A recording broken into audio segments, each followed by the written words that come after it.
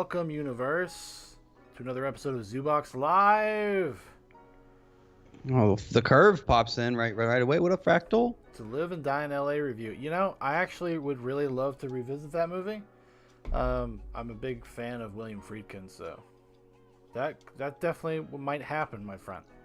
Friedkin, William Friedkin. He did Friedkin. The Exorcist, Sorcerer, Killer Joe recently. The movie? Yeah. Oh shit, Exorcist is a classic. Highly, in my opinion, in a modern sense, undervalued. What? The Exorcist?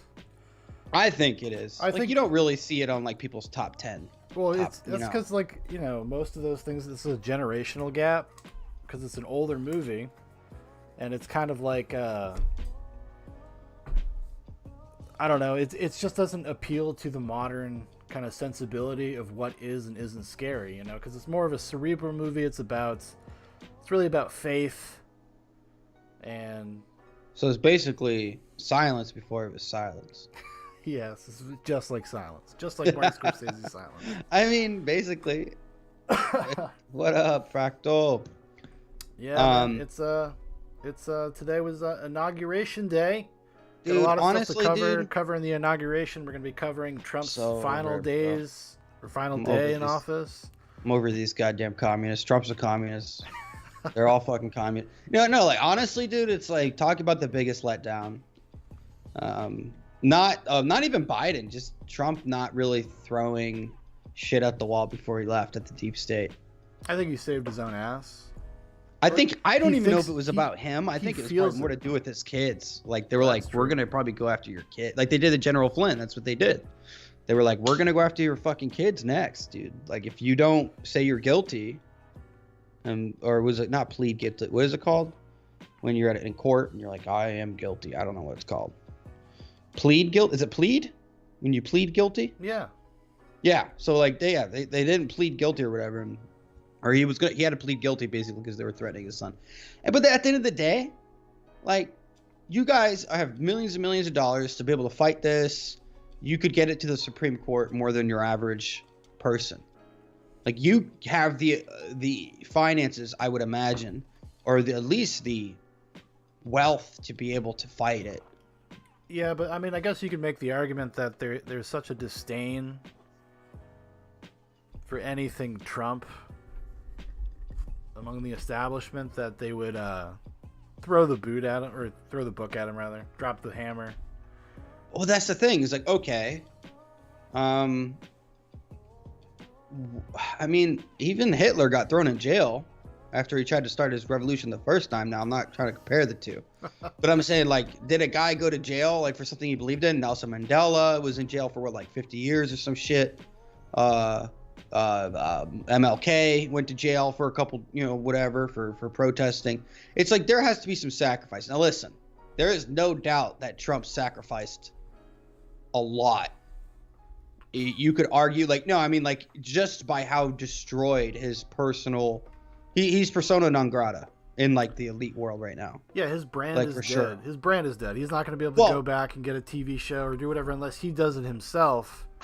So he can't return to his old life, really, because think about Nixon though. Like Nixon is not a great guy or not a great president because he got impeached and then he was going to get convicted, so he stepped down. But I mean, do we really look at him now as like some authoritarian like scumbag, or just a guy who kind of like tried to cheat? Some guy who tried to cheat? I mean, no. Yeah. I mean, well, we kind of just look at it. His legacy was the scandal. I mean, that was his legacy. When you think of Nixon, that's what you think of. I'm not a crook. Yeah. I mean, you don't. Great movie though. That's a great movie. Watch that. The Nixon tapes. What is it? Are you talking about Frost and Nixon? Frost and Nixon. It's a pretty fun movie. It's not a great movie. I don't want to say it's a great movie. But it's fun. Where they humanize Richard Nixon. Or you could go watch Oliver Stone's like half true, half fake movie Nixon with Anthony Hopkins. Oh yeah. I had never seen that one. I was trying to watch about the movie. I didn't really get into it. I've been going back and watching a lot of older movies recently. So it's the one on the Watergate scandal with Dustin Hoffman All the and their President's reporters. Men. I think so. Yeah, it's with So. what's his name? Oh my God, the other actor. Yeah, the guy. Butch Cassidy or Sundance and Butch Cassidy or Butch Cassidy and Sundance Kid. yes. Or is it Cassidy in the Sundance? I don't know if No, it's Butch Cassidy. Cassidy and the Sundance Kid. But let's Robert get Redford. like Robert Redford. Robert Redford. Yeah, that's his name. The Ford of Red. But I don't know how to view Trump at this moment. And honestly, dude, like maybe that was the psyop, was Trump. Yeah, we talked about this actually like a month ago.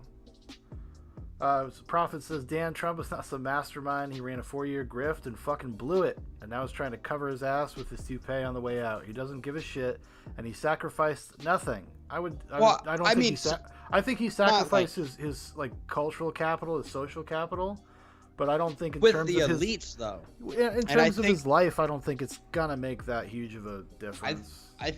No, it's probably not, because he's probably only got like a decade or so left. But I mean, adrenochrome maybe 15. Maybe 15. But, yeah. No, but what I mean by sacrifice is like his personal. Not that he ever really had a personal life. I just think you could argue as a grift, fine. But if there was one way to prove to all the left-leaning people that did vote for Trump that you really were against the establishment, and after everything just happened on the Capitol and you were on shaky ground, pardoning Snowden, pardoning Assange, Felicity or Reality Winner, Albright, and all these guys that the deep state hates because one reason or another. And it was just recently found out that Reality Winner was sold out by The Intercept or whatever. Yeah, they work with the FBI or the NSA. The Intercept has basically become a psyop. They've literally been undermined their original statement of purpose and what they were supposed to represent. It's completely dog shit now. But I mean, years and years ago, The Intercept was interesting. Hey, make sure you guys please hit that like button because it helps the algorithm.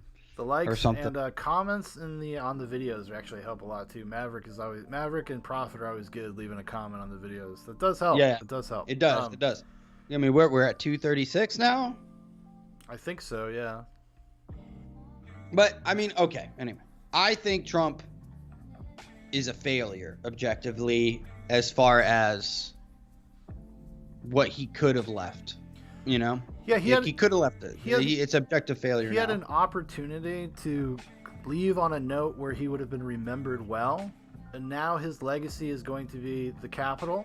In terms of history, what we remember in 30 years will be the Capitol, and it will be the pardons, the questionable pardons, and then oh my God, yeah. And also reversing an executive order that he had made about not being able to be a lobbyist for 5 years after serving office, like political. Oh no, well his office, serving under his office, I think that's what it was. But this is the problem about these executive orders, whether good or bad. They're only are there until the next guy comes in and they can just do away with them. As we saw today. Joe Biden. Yeah, as we saw Joe today. Biden's just fucking whatever. Paris climate. We're back in that. We're back in Keystone. Or backing off Keystone. No more construction on the wall. Blah, blah, blah, blah. Like all these executive orders. Well, it's very they're very tenuous, and this has been a problem with presidents for the past 30 years. Is every single one takes more executive power in that way. And Biden is no different. I mean, Biden's already kind of establishing, like, just going back to kind of status quo, Obama years type stuff. Well, I mean, I don't even think you can compare him to Obama. No, I'm taking in terms of how he's policy-wise, like the things he'll do would probably be very much in accord with that. I think foreign policy you could argue, but domestic policy, I mean, I think we're going to see even Obama wasn't woke. No, not woke in the same sense. I mean, Biden's definitely going to pay lip service. I mean, even his address at the inauguration was all about just woke topics. Basically saying things like, just like kind of inferring that we're coming for Trump Trumpism, because that's the new boogeyman. Now it's going to be anybody that was in Trump's orbit that still serves in office, and also Trump supporters to further demoralize this thing. Because whether or not you agree or like Donald Trump, for the people that supported Donald Trump, he represented anti-establishment, whether he was or not. Like, I'm not saying whether he was or not. I'm saying that's what he represented to people that voted for him. So people that voted for him believed that. And that's really, I mean, most of these people were libertarian, constitutionalists, for the vast majority of the people that supported Trump. You know, pro-America, America first types.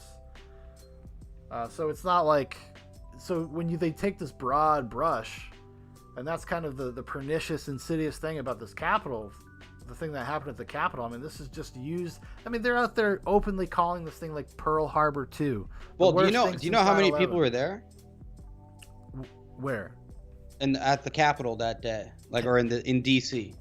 That rally. For that rally, probably like 500,000. I don't know. 2 to 3 million.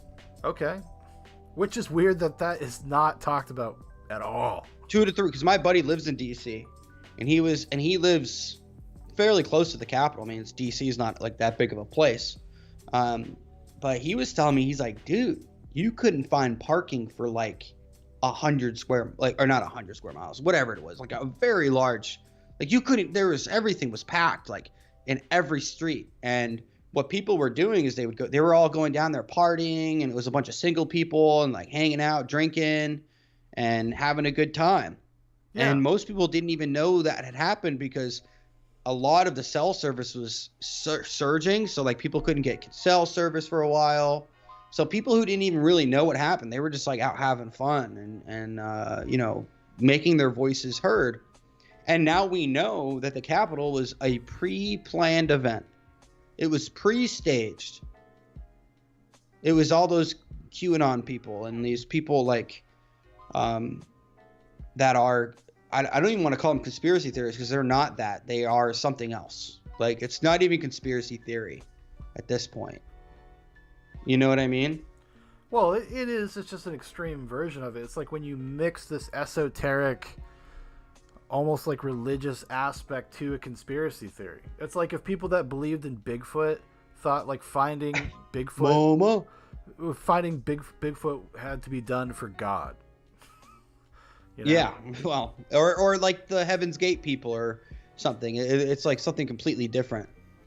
Yeah, I guess maybe Heaven's Gate would probably be a good comparison in terms of just like I don't know, but you also got to think. I mean, I truly do believe that was completely a psyop. Well, there's this guy named X22, and I had listened to his stuff just because I got bored going to bed. I can't find, I ran out of Tim Pool stuff, or I ran out of, some other source. Like, and I would put him on, and I was just like, this guy has a very good voice. It's kind of like when you listen to Mouthy Buddha. You're like, this guy just knows what he's doing.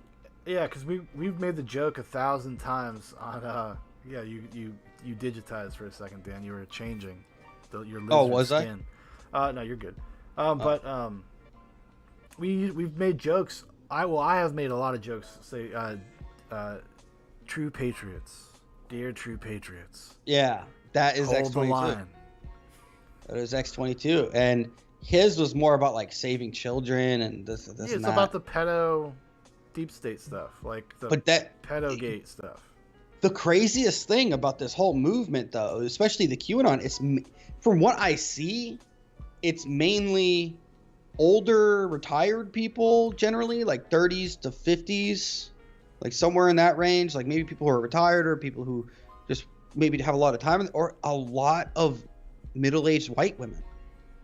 Well, it's the people that spend a lot of time online, and then if you compound that with the past year, where people weren't working, people spent all their time online. It's the ultimate psyop, dude. Just fucking getting just wound up in the stuff and no respite from it. There's no break from it. You're just constantly inundated with it. And that was kind of a machine that just kept giving information, kept recontextualizing things. I mean, I didn't ever really look too closely into Q, because it just didn't really interest me. I was like, it's another thing. Whatever. I thought it was funny. I didn't look into it, though. I looked into it I would say probably more than your average person, because I knew people that were kind of leaning into it, and it's really interesting too. I don't know if I've said this before, but I have met a couple people who it's always like people who sell silver, who sell gold.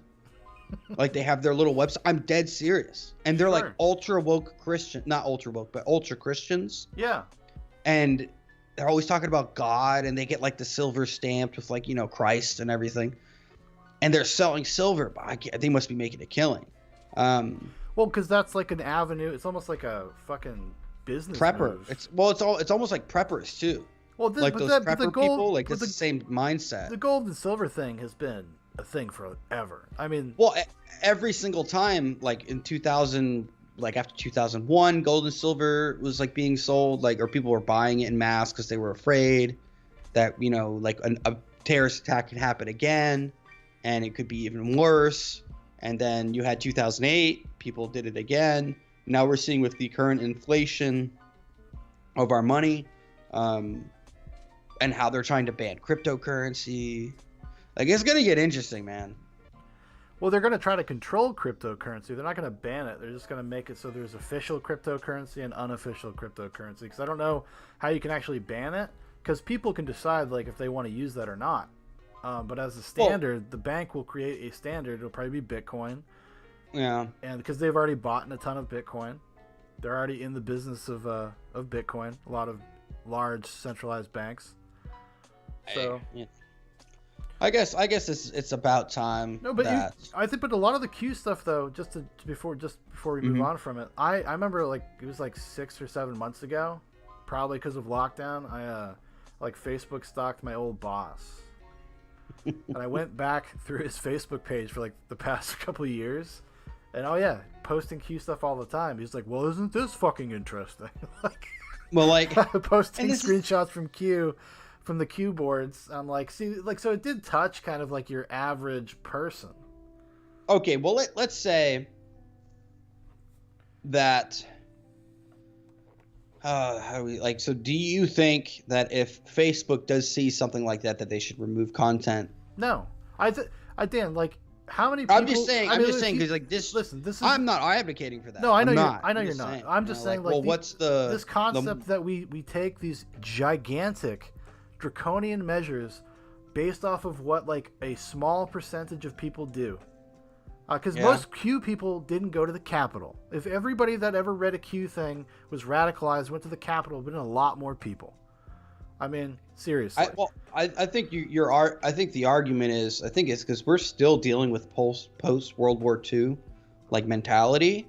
We're still dealing with that in America today, and a lot of people are afraid of a spark creating a flame.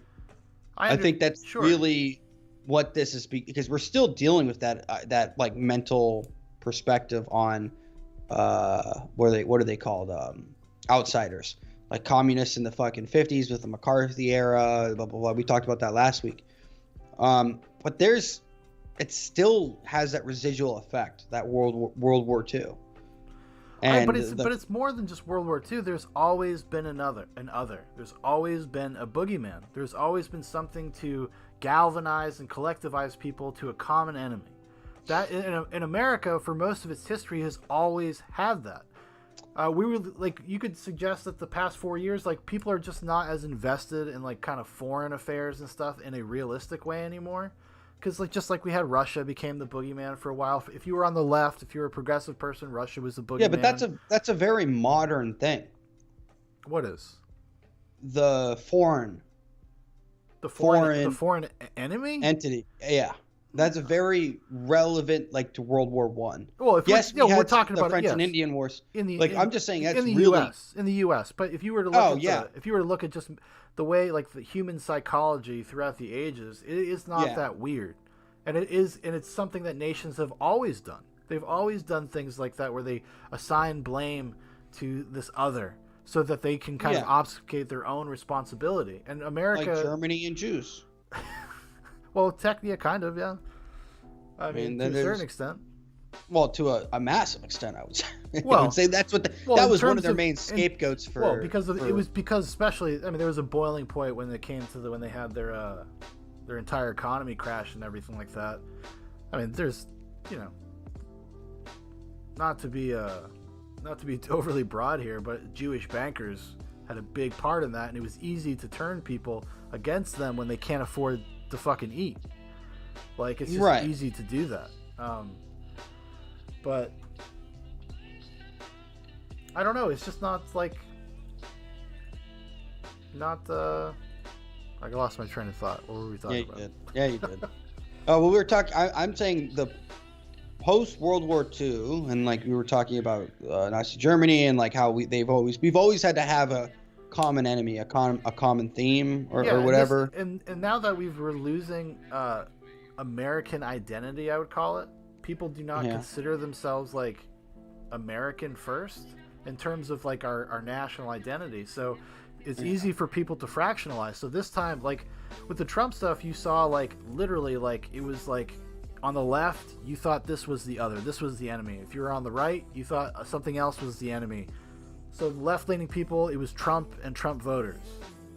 I mean, which is still a thing. They're still going to demonize. That's going to be their boogeyman for the next 4 years. Well, did you see what Rashida Tlaib put out? What did she put out? I mean, actually, she put out something good, didn't she? Talking about not to go overboard because she knows that. You go to my Twitter. I share. Yeah, she knows that it will be used against her own. I mean, the language is absolutely reprehensible. Basically saying that it's only been used to target like black people, like minorities, which is true to a certain extent. But there's definitely, I think, in the modern way the United States is moving, it's more about trying to get a stranglehold on the majority, or the minority of on the political spectrum, in my opinion. But this is what I said this. I've been talking about this since Joe Biden basically won the election. Was that like, do you think that they're not going to drop the boot on these fuckers? These activist groups and stuff like that. They're all Antifa is in Portland right now, like breaking down police department doors and windows, and they broke into the Democratic National Committee building or something. That was happening during the inauguration, and then across the country, I think it's Minneapolis and also Sacramento, California. There's big rallies going on. They don't, because they're not Biden people. Now they're going to see like, can we push Biden in a direction because they signaled that they could all year. Well, this is the thing is like. So what they're going to do is they're going to take this corporatized version, because like BLM as an organization is a consolidated power force that exists within corporate America, supports it, the government supports it. It's all of this thing, and they're gonna fracture off from these Antifa people and stuff. They're gonna fracture off from them. They're gonna disavow. And it's going to make room for Biden to go in with federal troops and drop the fucking hammer. And they will not be called fascist stormtroopers when it happens. The media is going to get behind them 100%. Rashida Tlaib knows that. She knows that if they do this, this will apply to those people as well. It's very draconian. It's a very draconian, gross measure. Well, I haven't seen anything official. But I don't think started. I'm talking over the next couple of years. Oh, I know. I hear you. I just haven't seen any like official people talking about it besides, them. I added Rand Paul. I was like, why haven't you signed on with her on this? Where's Ted Cruz? Where's Josh Hawley? Where's all these Matt Gaetz or whoever? Why have you guys? This is where the coalition of populism needs to come together. The left and the right. The minority needs to stand up to the majority. The two sides of the minority. Yes, maybe like conservative right doesn't believe in Medicare for all. Blah, blah, blah. The left believes it does, and all these like differences. But if there's one thing we should all agree on is not giving the state more power. Yeah, good luck. Well, I mean, because somebody like Rashida Tlaib is going to say this out of one side of her mouth, and on the other side of her mouth... Dan says I'm calling the ADL. And on the other side of her mouth, she's going to be talking about how the government needs to control every other aspect of your life. Like, it's incoherent. She's not a consistent person. This is not based on principle. This is based on, like, protecting her, basically, her constituency, because she knows that's that the thing. Psychos. But the thing, well, there's probably some truth to that. I think it's more about When she was talking about COINTELPRO, she was talking about all this stuff. If you go read it, it's pretty interesting. Yeah. She talks about all the old programs. I think it was Mockingbird was even brought up, and Yeah. all this other stuff. There is enough out there right now. The left and right act like they hate each other, but there's one thing they all fucking can't stand. Can't stand fucking the government. That's like that's why the Boogaloo Boys are so weird. Yeah, because the Boogaloo Boys, because I've been listening to a lot of stuff about the Capitol and what happened.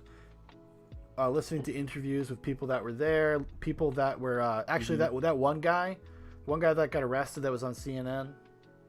Oh yeah, the African American kid. Yeah, skinny black kid. Yeah, that chick. His brother went on Alex Jones. His brother's like in a militia. They're from the Midwest.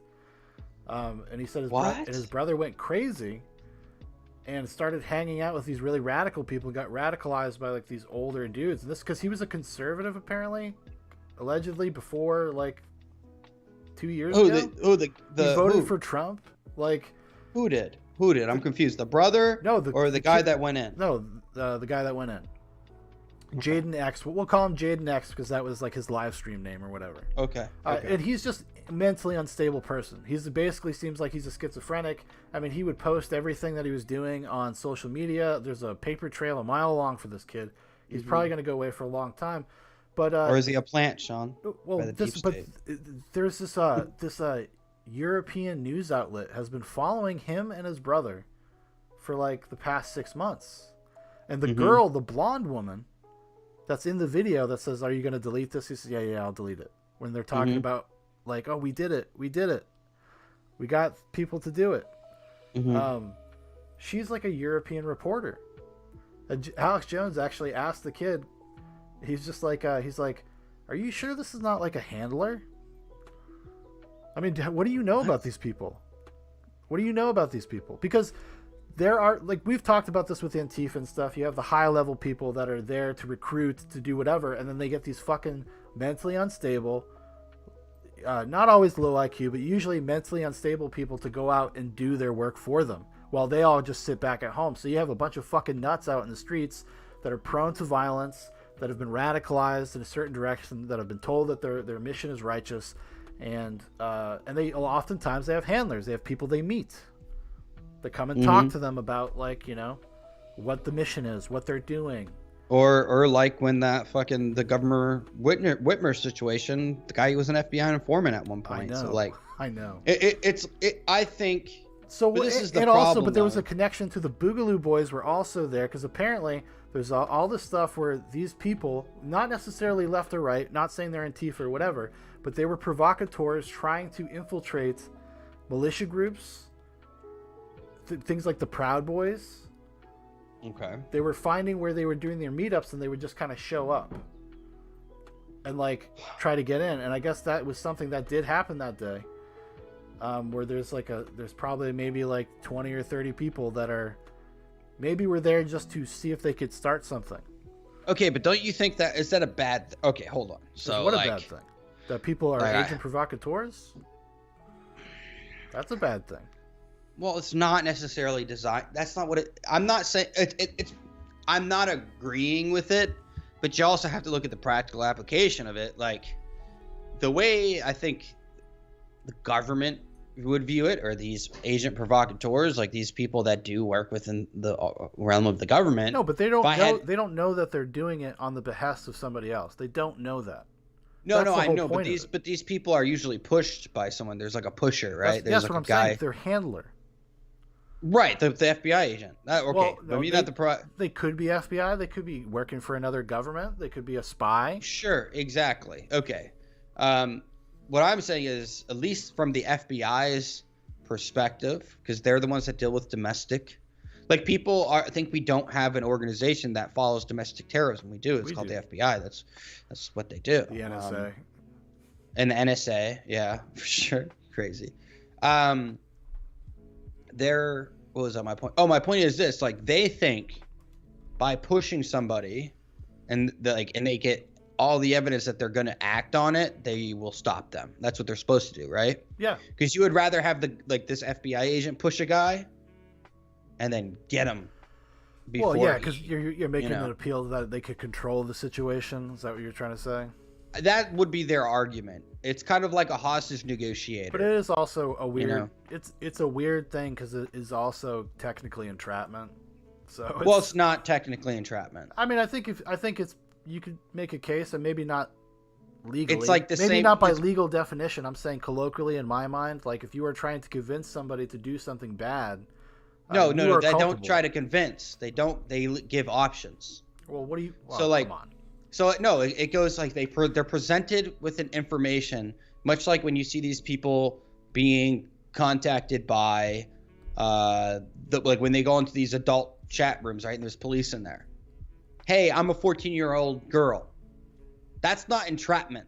They're giving them information. No, technically, we talked about this before, yeah. Right. So what I'm saying is like, so if a guy gets on there on one of these chat rooms, and the FBI agent says like, hey, like I say, we go and kidnap her. This is the FBI agent talking, and someone goes, hell yeah, let's plan it, let's do it. And you're just a guy that's just, you started the fire. Yeah, but if you're talking to a crazy person, well, they don't. And you say like, and you suggest something like that, you are planting the idea in their head. I mean, come on, that's that's not illegal. But the thing is, saying that wouldn't you rather the government? I'm not saying this because I believe it, but I'm just saying there is an argument that if the police do it, they can track that individual and stop that individual. Versus a random person on the internet getting that anyway from somebody and them like coming up on it with their own. I'm not agreeing with it. I'm just saying that would be the argument. Well, no, that's the argument, and that's if everything is above board. But do you not do you think that everything is always above board? No. Do you think that they do things because maybe this, in their mind, this was an important thing to make happen so they could take back the country? Sure. Yeah. Like I mean, agree. Just like the Q people think that like, oh, there's all these white hats in the government. They're gonna arrest everybody. They're gonna save everybody. Like there are people. Would have been sick though. We knew that. We know that the intelligence agencies could not fucking stand Donald Trump. They had contempt for each other. Yeah, that's pretty clear from the get go. You have John Brennan on national television talking about and Chuck Schumer talking about the revenge from the fucking intelligence community. Like how draconian, how fucking sketchy and weird is that? Well, I have a clip of John Brennan on MSNBC tonight talking about basically looking at Trump supporters as potential terrorists. Not even just Trump supporters, American nativists. Well, now exactly, because now they're going to start using the label nativist and all of these things that have negative connotations to not just go after them legally, but to destroy their lives. So you're going to have just your fellow citizen hating you, like you thought people had to like kind of be kind of fast and loose with the fact that they supported Donald Trump before this. I mean, it's not over. They're still good. This is still what's going to happen. People are going to be demonized constantly for this, and they're already doing it. They're already looking. They're making lists. Let them do it. That companies don't. I hope it happens. Honestly. Well, I don't hope it happens because I think it would actually foment some serious problems. Good. But then that's just going to make the government. Honestly, Dan, the government they're so powerful. It is just going to give them further pretext. They're just going to give them further Look what happened because of the Capitol, Dan. A myth. Look what happened because what happened at the Capitol. What did they do in response? Look what happened at the Capitol. 150 people pushed their way into the inside. But what did they do? What is the response to it is what I'm saying. I understand the response to it, but... I mean, 150 people, and most of them milled around and fucking took selfies. I mean, it's not like it was this organized... I understand. There has always been a struggle between the people and the government. And that's why it has all these checks and balances. Supposedly, this is what it's designed to happen, in a sense. So, like, the government had overreach in the McCarthy era. Like, it happened. Like, a lot of overreach, a lot of surveillance of people that shouldn't have been surveilled, people not allowed to work. We overcame it. Like, it will be overcome. We only overcame it because the media apparatus was in direct defiance of it because they were negatively affected by McCarthyism. There's a whole movie about Good Luck and Good Night and Good Luck, about the journalist that was like all against McCarthyism and suffered a lot because of it. So, but now that they are like all on the same team, openly talking about like banning certain news groups from being on cable networks, and I mean, they're just openly discussing it now. It's not hidden anymore. It's not the subtext anymore. They just talk it. But they just say they've always openly discussed it. Not like, so if you were like against this. Iraq, yes they did. If you were against Iraq, Afghanistan, they called you, a fucking not American. You're not a patriot. You're a terrorist sympathizer. Yeah, but you support, tyranny that. and blah, blah, blah. Like Glenn Greenwald was called a terrorist sympathizer because he said we shouldn't go to Iraq war because they were calling out Bush and they were calling out Obama and like this. But he's not part of the media apparatus in the same way that like people that work for CNN are, or MSNBC or. These people are losing ground. They're losing power. People aren't listening anymore. Dan, that's why they're going to try to eliminate your options. And they will. But like, I hope. I'm not saying, but like, you gotta have more faith. People can tweet. Fucking 100 people can tweet at a company, and then they'll fucking pull somebody's book. Like, yes, that's what I'm saying. Now it's the landscape is completely different than it was in 2002, 2004, when all that other stuff was going on. The landscape is just completely different. I don't see how it is. I mean, culture has fucking taken a giant leap forward because of the way social media and technology and the way people's voices are heard and et cetera, et cetera. I understand, but I just think it's not over. Like, I just don't. No, like, I really don't. I'm not suggesting that it's over. And I don't think the landscape's changed that much. I'm not saying it's human beings are the same. Human beings are going to sit there and go like, you're seeing it trending because the MyPillow was removed from Kohl's or whatever, and Bed Bath & Beyond. People are like, I'm not going there anymore, Yeah, until they need something from there, and then they go there. Come on. Okay, okay, fine. People have short memories. They might have short. People have always had short memories. And now we're moving into this territory where we're gonna end up where they are trying more and more to take control of every aspect of your life. And like UBI is now being talked about again. I don't know if that will ever happen, but I don't know if anybody saw this, but last night, I'll see if I can find the article. China has another COVID outbreak. They're building a fucking. Oh yeah, they're building like a town for COVID people. It's not. It's also known as a concentration camp. Yeah, also known as a concentration camp. Which way do I need to move, here's Sean? my point, though. I don't know. Do I move this way, or do I move this way? That way. There you go. So what I'm saying is like this could be used as the pretext to continue doing what they're doing, make it more draconian. Oh shit, dude! This is actually a serious strain. You take even if you take the vaccine, they're like, well, you still got to wear a mask. You can still carry it. You still give it to people even though you've taken the vaccine. Like they're just gonna do this endlessly. And with the administration the way it is, and also the House and the Senate the way it is, I mean, hopefully, Sean, they're not gonna get anything fucking done. No, but they're gonna destroy people's lives. Yes, they will. Yes, and hope it maybe is the they'll consequence of being in a republic. And maybe they'll get voted out. Maybe they won't. I don't know. People are fucking stupid, dude. This is the consequence of being in a republic, and in a democratic or constitutional republic. This is what happens. But the difference between a true democracy and a true republic is you always have a fucking chance. That's how it's supposed to be. I'm not black-pilled here, dude. I'm not saying that. No, I know, but like all these things can be changed. Hopefully, all these things can be changed. But the will has to be there for people to do it, and people people are kept terrified enough. I mean, what do you think? Sean, Let me ask you. People won't be afraid forever. Well, people are weird, and the way that people's lifestyles are so much different now. And I think Sean, the Soviet Union fell. In what, 30, 40 years? Yeah, 30 or 40 years, dude. That's a long, that's a long not time. That long. It's like half a lifetime.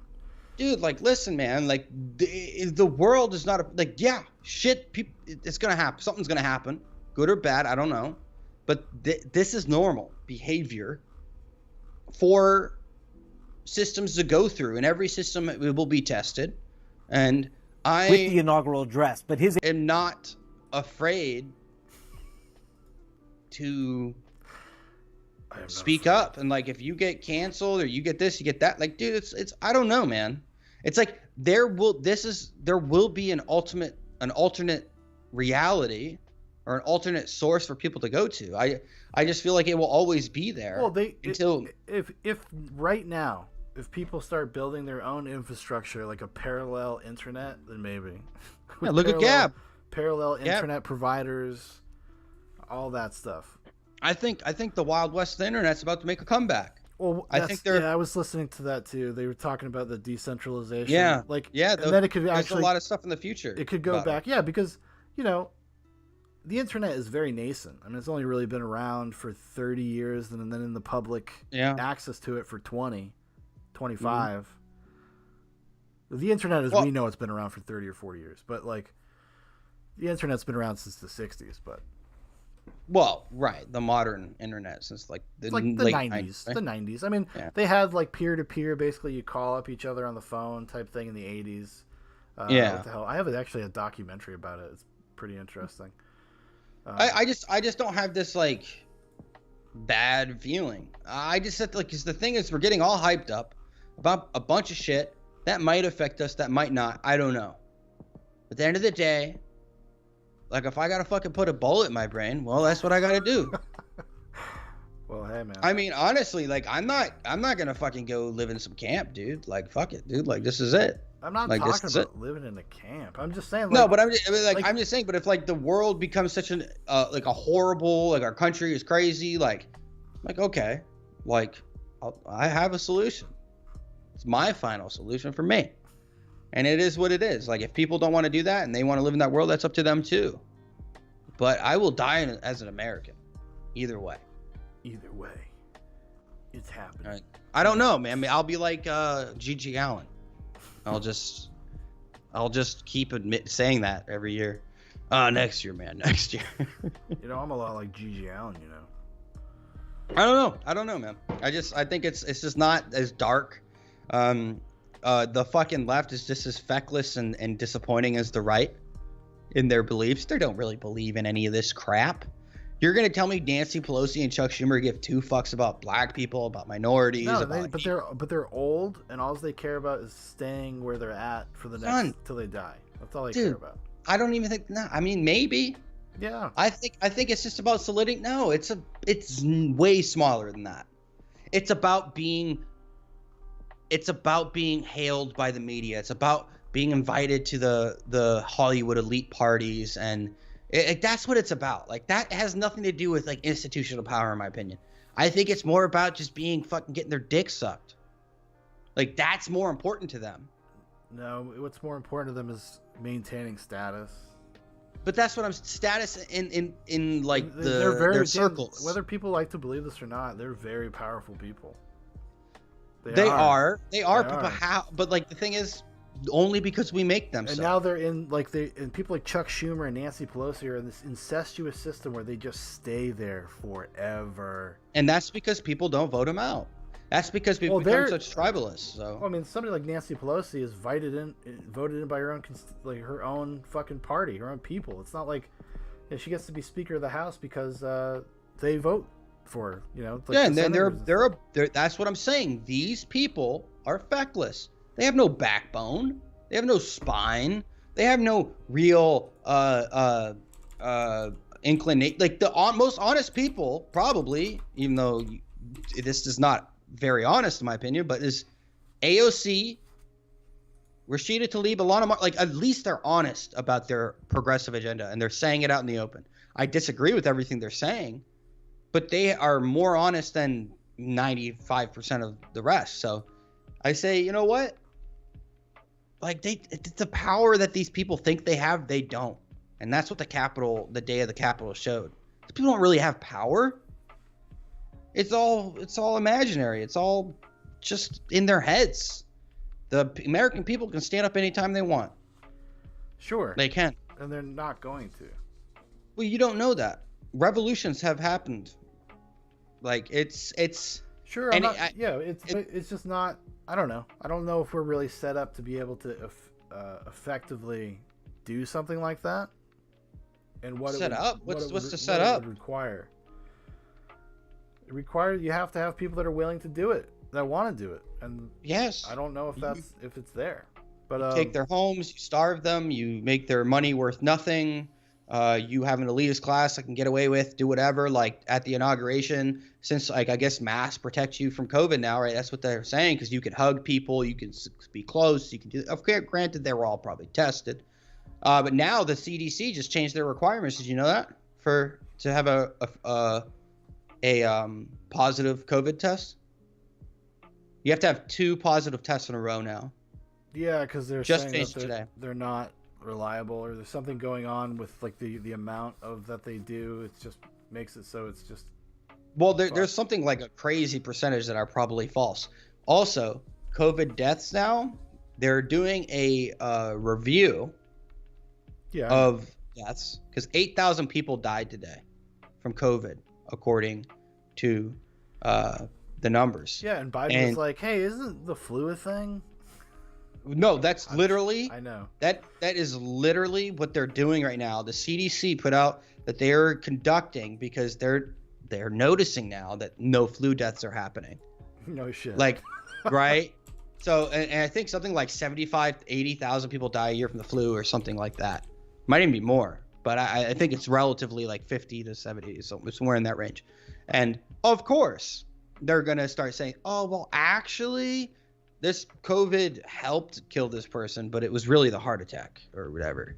You know, there's going to be ways they're going to be able to spin it. But honestly, fine. If they want to be honest now, because they got the big, bad, ugly man out of office, and they're saying no more lockdowns, and they say no more, like, hey, we can let's get back to work. Let's grind. I don't think it's going to happen. Not in that way. I don't know. It's going to take a lot for them to give this up. Give up I mean, you're right. Maybe they will, but dude, I'm telling you, people can only take, even Gavin Newsom is getting like 1.5 million or whatever people signing. I think they're all, I don't know if they made the 2 million mark to recall him, but 1.5 million people in a super liberal place, a super democratic place, said like, we don't want you. It's 1.5 million people who just signed a signature. You give me 15,000 of those people, that's enough to mess some shit up. Look at Antifa. Mm-hmm. Antifa had 150 people out today, and they destroying blocks of people. Oh, more, yeah. Destroying in that one area, yeah. Yeah, but like it's nonsense, dude. These people have no real power. But I mean, you say that, but I think if they ever actually flex the muscle, and I think their response to the Capitol stuff was them flexing their muscles a little bit. Sure. To show a force. It's not meant. Yeah. They know nothing's really going to happen. They're not going to do anything, but they want to show you that, like, at a moment's notice, we'll have 30,000 people here to kill you. Yeah, and then it will happen, and people will die. Yeah. That's what happens. And then the propaganda machine and the media is going to go into overdrive, calling people terrorists and Sean, nobody watches that shit. Nobody, but Dan, globally, listen, 60% of the world doesn't believe their media sources. Dude, globally. So, I mean, I don't know what these polls mean or don't mean, or how sincere 80% of Republicans don't even believe in the mainstream media. Yeah, they only watch Tucker Carlson. That's it. I mean, but the thing is, we have to look at. I'm not saying these statistics are accurate, Sean, but how many people have you met just in the past couple years that actually believe every single thing that they hear on the news? A lot, actually. Scary amount. Come on. I can't name names, dude. I mean, come on. Well, not name names, but I'm saying like really? Because I have met probably one person in their 50s and older. A lot of people my age. A lot of people my age. Really? Yeah. That's disheartening. But that's also, it's anecdotal for both sides, I guess. Of course, it is anecdotal, but I would just say that I think that you're in the middle of a generational shift in terms of who watches media, when and where and how right now. It's just a changing thing. I don't think it's caught up to the times yet in terms of how we kind of measure these things. Because if you were to, because a lot of those polls, they're talking about live TV watching. Well, what does that mean about people that watch things on Twitter or go to watch things on YouTube? They go watch the clips. They're not live viewers, sure, but I don't know what that means for the rest of it, and what is that collectively? Listen, we're talking about, it's probably going to take us about, after, I would say this next 10 years is going to be very bad for America. Just going to guess 10 years. I think is like, as far as like the structure and how things are working. And I think we're going to see generational, for generations, things probably are going to be bad, I think. Cause I mean, look at censorship, Sean. The government's already censored so much. Mm-hmm. And I mean, for decades. Yeah. Look at the radio. You can't say this on the radio. You can't say that. Well, you know, FCC TV standards, but. Well, right. Why do those exist? Why does that exist? Because people wanted them. Right. Same thing with the 1994 crime bill. People No, wanted it. Yeah, I'm not suggesting that like people. That's a lot of times people don't really understand what they're asking for, and then they get it, and they're like, because.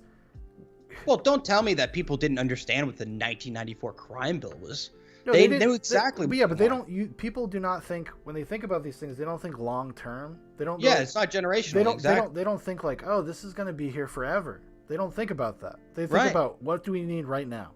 And I think when you Right. look at COVID and you look at what's happening with COVID and the way the media kind of projects all this fear and thousands of people dying every day, like people don't. They just want an immediate salve to that. They're not even thinking long term. Give me $600. Exactly. Hey, give me another 1,400. That's a perfect example, and that is something that has overwhelming support, bipartisan across the board. Oh yeah, because people. But then, I'm telling you, I believe that things are gonna be probably fine. I mean, it's just like you mind your fucking business, you do your fucking shit. You know what, dude? You see something, you say something that you don't like, the government's doing, do it. You know, speak up. Go do protests. Go do rallies. Whatever you want to do. You end up getting killed. That's consequence of being free. Like that is. You could hate Antifa. You can hate what they're doing, but they're doing it. They're the more free than most people who lives in their homes huddled up, afraid of COVID. Yeah, I sure. They're also. I'm not advocating what they're doing. I mean, I'm just saying, like, they're just, if they didn't like fuck with just people, I wouldn't care, but they do. No, they do. Well, everything comes down to. And then when you look at, some of the places where there's lots and lots of destruction and stuff, like a lot of that's just people getting worked up. There's agent provocateurs in there. There's plenty of videos of people suspiciously, like, actually the famous video of the guy coming out of the auto zone that he set on fire. Yeah. That I believe, if I'm not mistaken, was identified as. No, it was disproven. It was disproven. As far as I know, it was disproven, yeah. Because I heard that same thing for a couple weeks, and then I believe. But he was a guy that was dressed like the classical stereotype of what people had seen in the past. Sean, there's a reason why stereotype exists, though, right? Is that what you're saying? No, I'm just saying, like, he was like, if you were a person that was like kind of aware of these things or was into it or savvy to that, like you would look at him and be like, oh, that's one of those people. Whether that's probably on purpose, no matter who did it. But yeah. But there's people that go into these places and they really get shit going, and then people just lose their fucking minds. That mob mentality is a powerful thing, man. It's a very powerful. But that's my point. Once the mob decides it's over, it's over. Like you get enough people in the United States to say, I'm done with this. It's over. Sure. You're going to see people possibly be hurt. You're going to see authoritarianism. Well, especially if they're allowed to. Well, I mean, there's no one that says you can't. Like, what do you mean? You can't do what? There is no law right now that says people can't open their businesses. Oh no, I'm not saying that. Yeah, people. I think, and you're seeing that actually across the globe. I mean, people are like, was it? Yeah, Italy had 50,000 businesses all on the same day open up. Yeah, they just said fuck it. They just said fuck it. Same things are happening in Germany. Same things happen in a lot of places. But they had this is my point, far stricter, far more authoritarian lockdown than they did in the United States. Far more. It was insane. I know people that are there. Like, I had to talk to this kid. I like him a lot. I'm not going to name names, but I had to talk to this kid. He's like, dude, I haven't left my house in months. He's like, I go to work, and he's like, yeah, I get to see people then. But he's like, I don't really I can't hang out with anyone. None of the women around here want to hang out because it's illegal. Like, you'll get a huge fine, like €5,000 or whatever. So it's shitty. It's a shitty thing. And I just think, yeah, all those people said, fuck you, dude. I'm not doing this anymore. And that will happen. Yeah, it requires collective action like that. I mean, I just think, like, you know, the United States is much more varied in, like, perspectives. I think, like, ideologically, alignments. And, I mean, because if you go, they're much more homogenized, like, in European countries, and they're much more kind of collectivist mindsets. It seems like I mean, and this is me speaking out of school, I'm just kind of speculating here. They have they have a national identity. They tend to kind of come together in times of crisis a lot faster. Whereas in America, we have such like a wide, varied kind of spectrum of ideological positions that people like really, really, really hardcore believe in. That it's much harder for people to come together. That's part of the trade-off with, like, you know, having the sense of liberty and individualism. That's part of it. I mean, that is part of it. But yeah. I mean, sure. Let's see what happens if they try to come for people's weapons. Like, you know, like, let's see what happens. Because that's going to happen. I don't think they'll never go door to door. It'll just be like a slow drip, like it has been. Yeah. It'll be just a slow drip. It'll be like, okay, now you can't have this. Now you can't have a bump stock.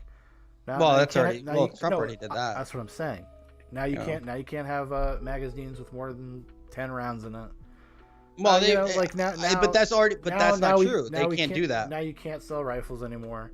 But they can't do that because, like, so the magazine capacity has already been proven by under the Supreme Court. Nope, can't have limitations on magazine capacity. That doesn't determine anything. Well, yeah, but haven't some states already, like, banned them? I mean, that's just happened a few months. Like, so there's just, don't quote me on it. I think it's called the Keller decision, or Keller something. I always think Helen Keller every time I hear it. I think I might be wrong. But it's something to the effect of,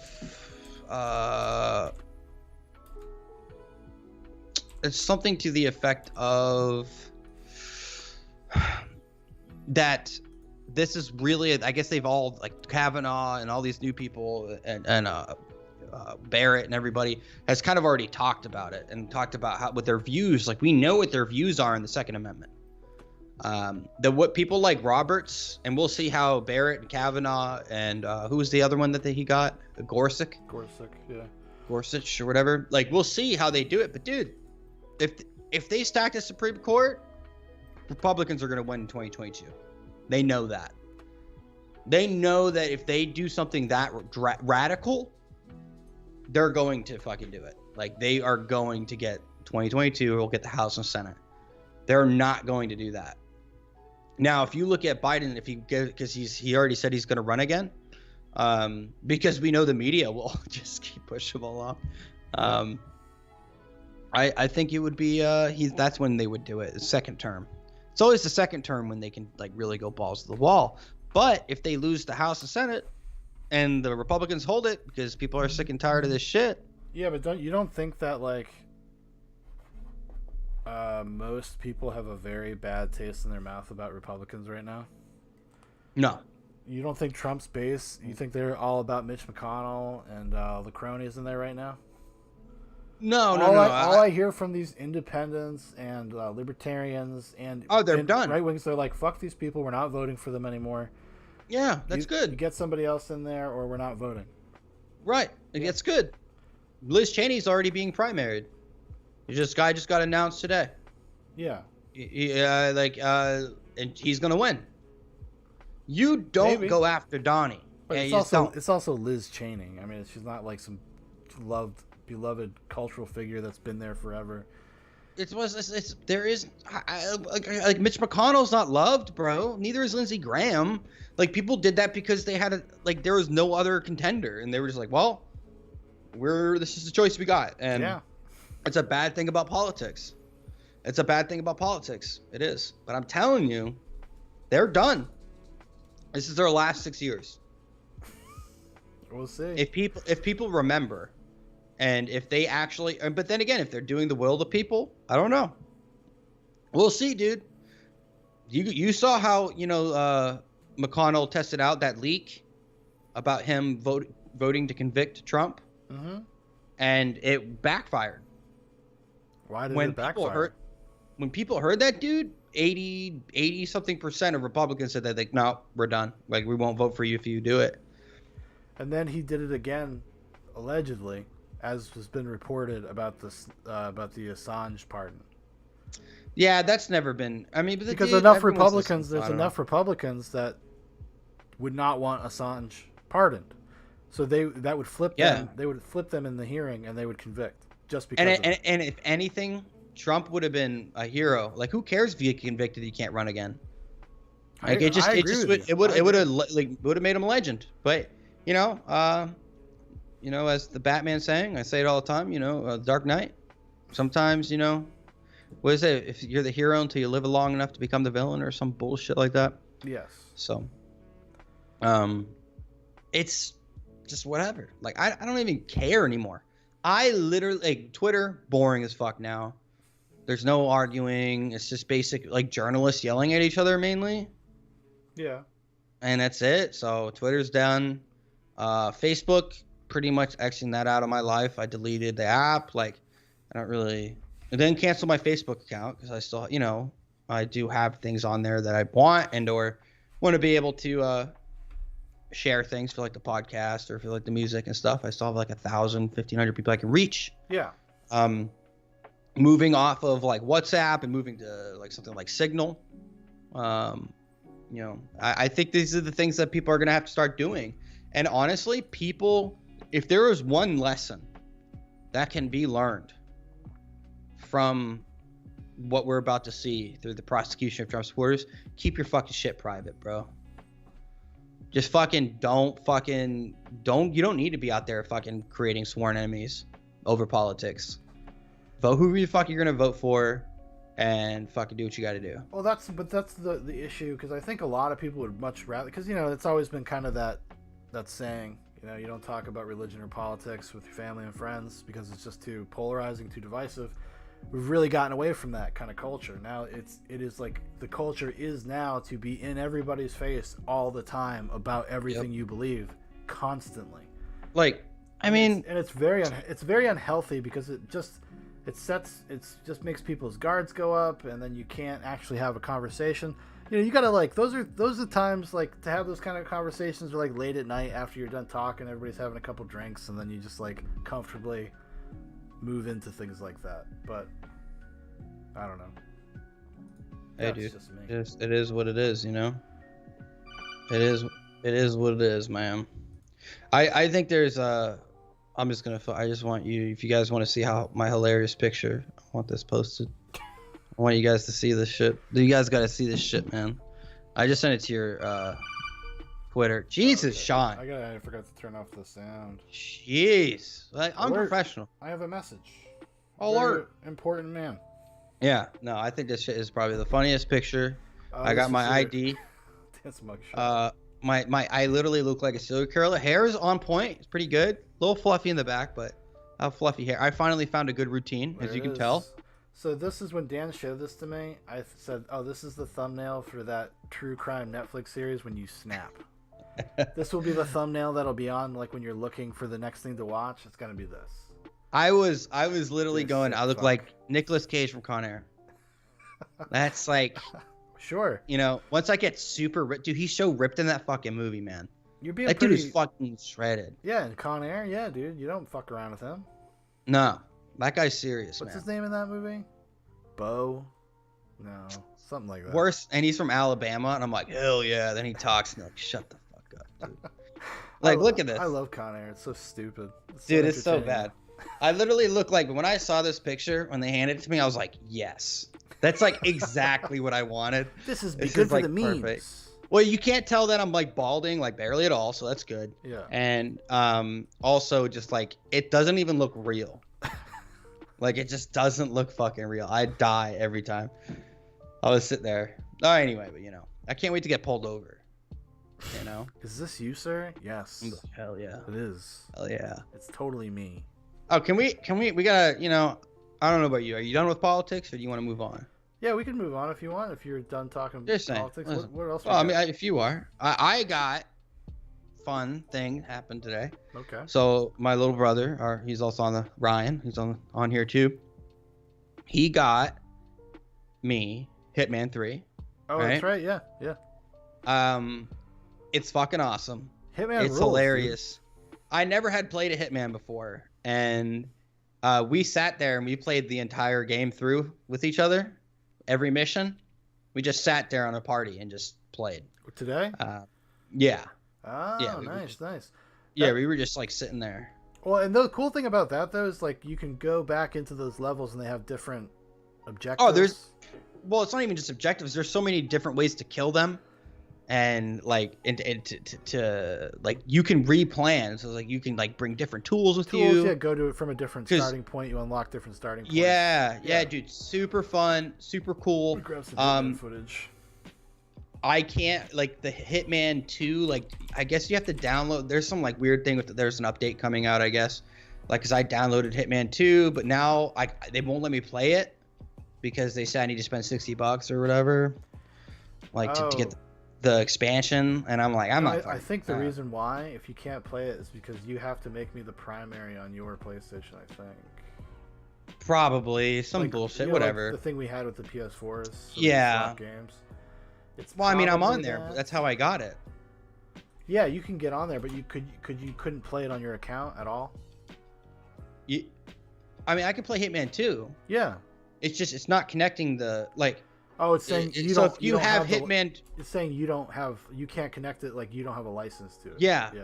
Well, it's not even that. Like I guess I was looking it up, and everyone's been having that problem on PS5. Oh, okay. So like if you have the PS, you have to go download the PS4 version, and have the PS5 version to be able to play. So you have to connect it through your account like that. Okay, I mean you could some weird shit. You could do that. Well, I know I can't find the PS4 version. I don't know how these wizards did it. Like I was like, I don't know. I didn't really try hard. But no, the game's fun, man. Check it out if you got $60 or whatever. I think it's fun. No, go on your PS4 Pro, download it, connect it, and then you'll have the same accounts for your IO account. No. Okay. No, from what they told me on this YouTube guy, his name was Q. He said trust the plan. No, they basically there's something wrong. There's something wrong with like the way they did it. I don't know. They're fixing it. That's all I know. Is they're fixing whatever went wrong. That's all I know. I tried to create an IO account. I don't know, man. Everything's fucked up. So, like you can't even create an IO account on there. That's how messed up it is, I guess. Okay. Like only on the PlayStation 5 versions. So, but it's great, dude. A lot of fun. I had a blast. Those games are. I'll throw something up on the screen here. Those games are awesome.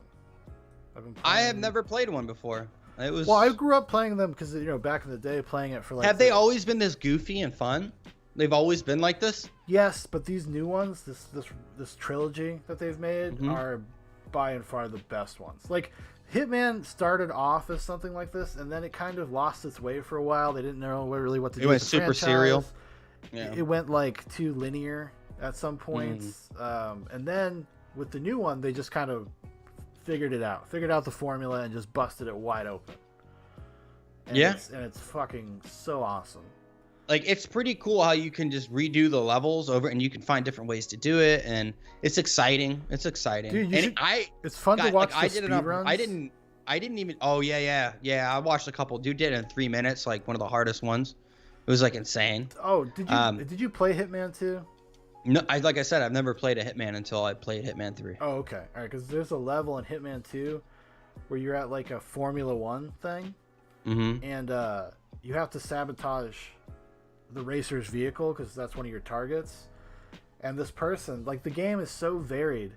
The person fucking found the hotel that's like next to the racetrack, busted out a window, jumps out the window, throws a remote detonating device onto the racetrack, waits for it to pass, hits it, fucking jumps back into the window, like runs around this corner, assassinates this other dude, and then runs upstairs and takes off in a helicopter.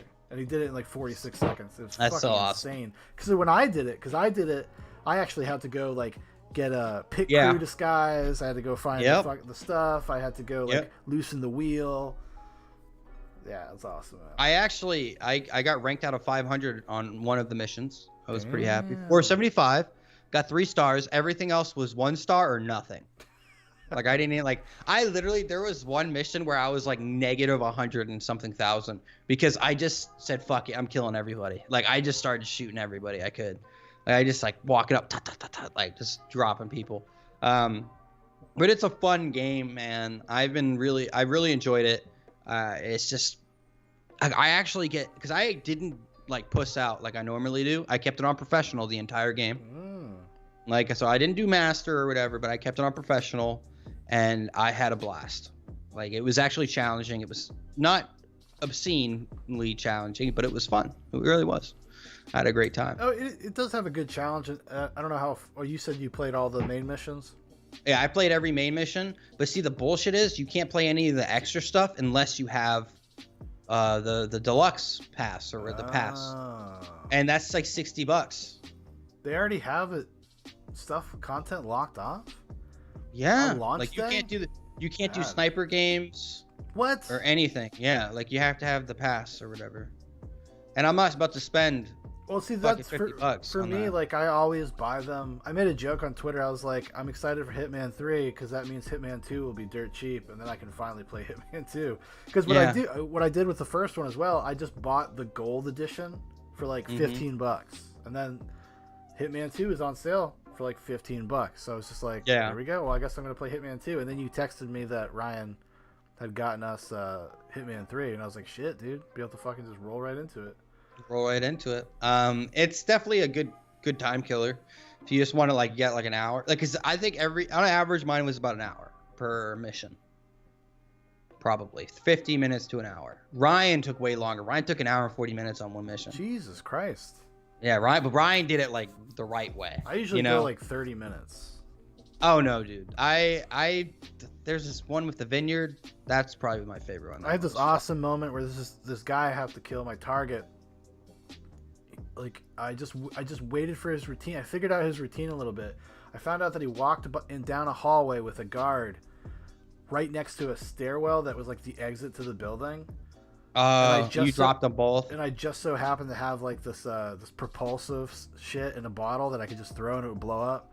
I fucking just got it right, angled it, threw it down the hallway, blew the dudes up, just ran the fuck out. Didn't have to change my disguise or anything. Just fucking waltzed out, baby. It's great. Just let it happen. Let it roll. I don't think they should sell this game though. Why? I think they need to not sell it because it could radicalize people. Well, dude, this came out on Inauguration Day, Dan. I know. What kind of message are they trying to send? It's Q. It's Q. Q is Agent 47. No, Q is 47. Donald Trump will be the 47th president.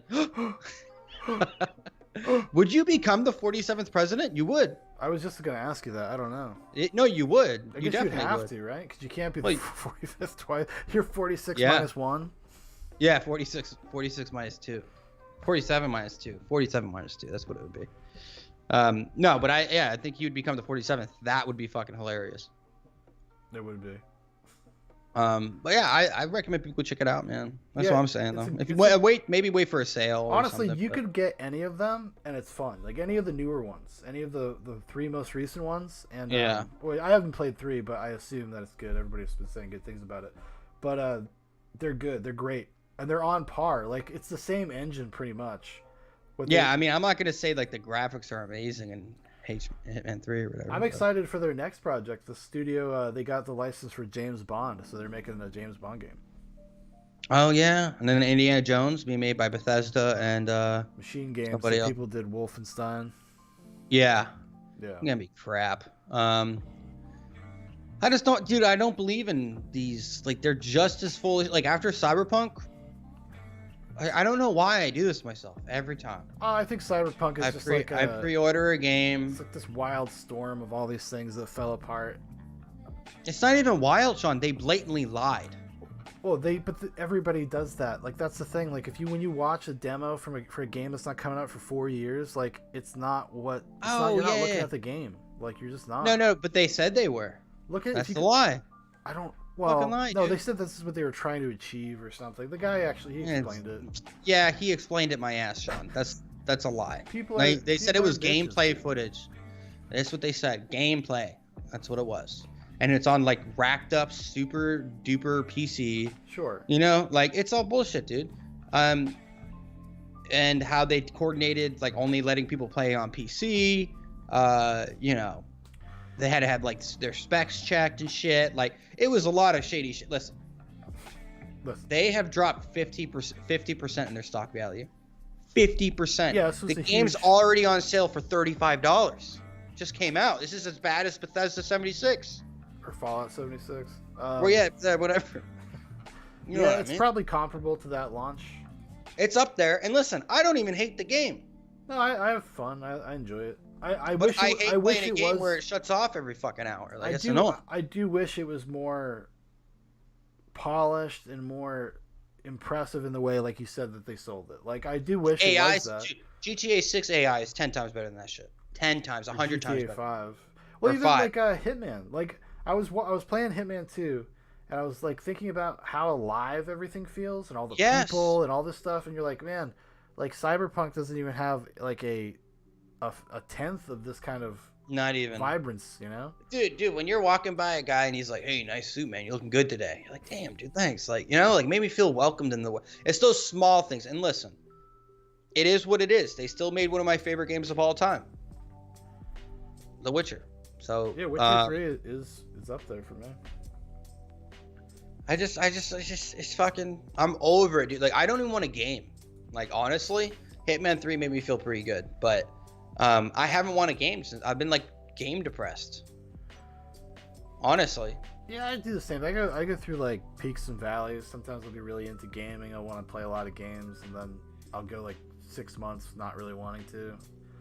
I had a really hard time. Like this past year, I had a really hard time getting into anything. Like I never finished Doom Eternal. I got like 80% of the way done. Like it. I didn't like how it turned into a platformer. No. I beat Final Fantasy VII Remake because that was more of a nostalgia thing, and it was just cool to see that through. But there's other stuff that I got too. Like Ryan bought me that game. What's the Russian game? Oh, Metro Exodus. I wanted to play that forever. Like I just couldn't get into it. I beat that. I got the worst ending you can get to.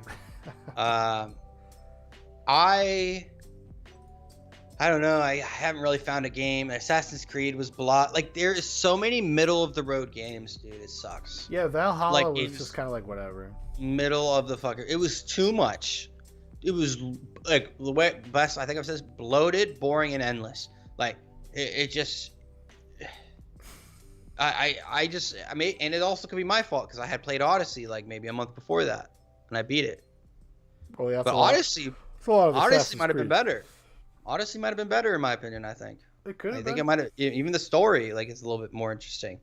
I'm over these middle of the road games, man. I'm over them. I like games. Games that I really enjoy. I miss point and click. You know, like Monkey Island, Sam and Max. Those games are out there. Well, they are, but not for PlayStation. They used to be only available on PlayStation 3, but those were the tits, man. I loved them. Why won't they put those back out? Your laptops could handle those kind of games. No, I own them all. No, what I'm saying, like the newer ones that come out, those things come out like constantly, and they're all generally pretty solid. Sam and Max? Not Sam and Max. I'm saying that style of game. Yeah. But I want like Sam and Max. I remember the first time I played Sam and Max. It was on a guess. Like I really didn't know much about it. That's where I fell in love with point and click and Monkey Island. That was probably my first game where I played. Was Monkey Island, and I love point and click. Point and click are fun. I have a lot of fun with them, and it just sucks that they can't make those types of games anymore. Like I don't even know when was the last good point and click game, dude. A good point and click game? Yeah. I don't know, man. You gotta get into like the indie scene, dude. That they're all over the place. No, Sean. I want AAA. Like Obsidian. That might be one of the games that I really wish I could play, and I think we should play it when you come down, because it's awesome. It's such a good game. Yeah, it's crazy. So hard. It's so fucking hard. I love that. Talos Principle does bomb. It's not point and click, but I like puzzles. I like puzzle games. Yeah. Open world and point and click. I like the mystery type shit, you know, like Sam and Max. Like some of these things don't even make any sense when you put it together, but it's fun. It's just I don't know what it is about. Like you have to really think outside the box. Well, it's like you know? a Lucas Arts. What was the other one? The other company that used to make a lot of those. Oh, I don't know. Sierra. Sierra used to make Sierra, a lot of them back yeah. in the PC days. They're probably just super easy to make. Maybe not easy. No, because I mean, you have to thoughtfully design a good puzzle, like, and then Yeah, you have to be able to. Have you fucking you played actually- some of those yeah, but games? you that have are to be fucking- able- the puzzles are bad. You some of have them. to like be able to. Well, that's the difference between a good one and a bad one. You have to. Oh, be- Monkey Island had some of the dumbest shit ever. Yeah, Like because some- but the thing is with Oh. Monkey Island and all those games made by those guys, like you kind of have to get on their like wavelength of like how Yes. they think about puzzles, and once you figure that out, you can figure out the puzzles a lot easier. Grim Fandango. Grim Fandango's fun the same people that did Monkey Island, so Yep. That's a fun one. at least I think it is. It feels like it. You just get a feeling when you play those games. You're kind of just like, yeah, that's what I like.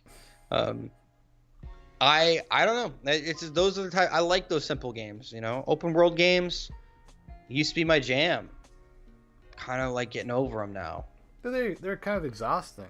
I want detective games, dude. Give me more detective type games. Yeah, I would love if they came out with another like LA Noir type Oh. of game. Well, not even just that. Like something like Detroit Become Human. Like when you're playing the detectives. Those are the most fun I had in the entire Yeah, game. I wish, but Hands down I the wish best. it was. I like what you're saying, but I wish it was more like leaned into just like actual detective work. Detroit Become Human is like, you know, they kind of hold your Right. hand. It's not very. No, difficult. they definitely do. But those were definitely the best part of the game. I in mean, my like the opinion. whole thing, like with LA Noir, like just the interrogation stuff and finding Yeah. clues so you'd unlock like what questions you could ask. Like it was all about like how much time are you willing to put into this, how much attention to detail. Also, if you failed a case, it didn't stop the game. You just failed the case. So Yeah. I like that. I thought that was cool. Yeah, and it just hurts with like your street cred and that work and stuff. But it's those games are always fun. Like I like those investigative type detective, and there's just not enough of them out there. Honestly, there's not enough good detective investigative like police games. Because I think they're like niche. They're very niche. Even something like LA Noir, which was like a pretty big game, all things considered, that was more because like they had the name Rockstar on it, even though it wasn't made by Rockstar. They published it, and it's all so they had like all this money for marketing, and they were able to market the fuck out of that game. I mean, that game was everywhere, like on TV, commercials, posters, every store you went to, LA Noir shit was up. They pushed that game hard. Dude, I remember when I got that game, dude, I beat that game in 2 sittings. It's like 2 long, Just sat there? long ass sittings, dude. It's a great game. The first night I was playing it, I was literally sitting on the couch, falling asleep with the controller in my hand. Just trying to get I was to the just end so of the into mission it. or I whatever. was just playing, and I was like, "Oh fuck, it's 12:30. Gotta go. I think I beat it like one of the first times. One of my most epic weekends ever of gaming was probably when I beat every Uncharted sitting down, like in one session, nonstop. It was like 35 hours straight, 40 hours, whatever it was. I don't know if 4 was out yet, but I definitely know 3 were out. Which is the one that ends with all the blue crystal crap. Is that the third one? No, that's the second one. Okay, then No. maybe I only beat the first 2. Well, the third one's the one where at the end, like, it's like all a drug haze and like you're. Yeah, the woman's- yeah, you're at the tree and shit. No, that's the second one.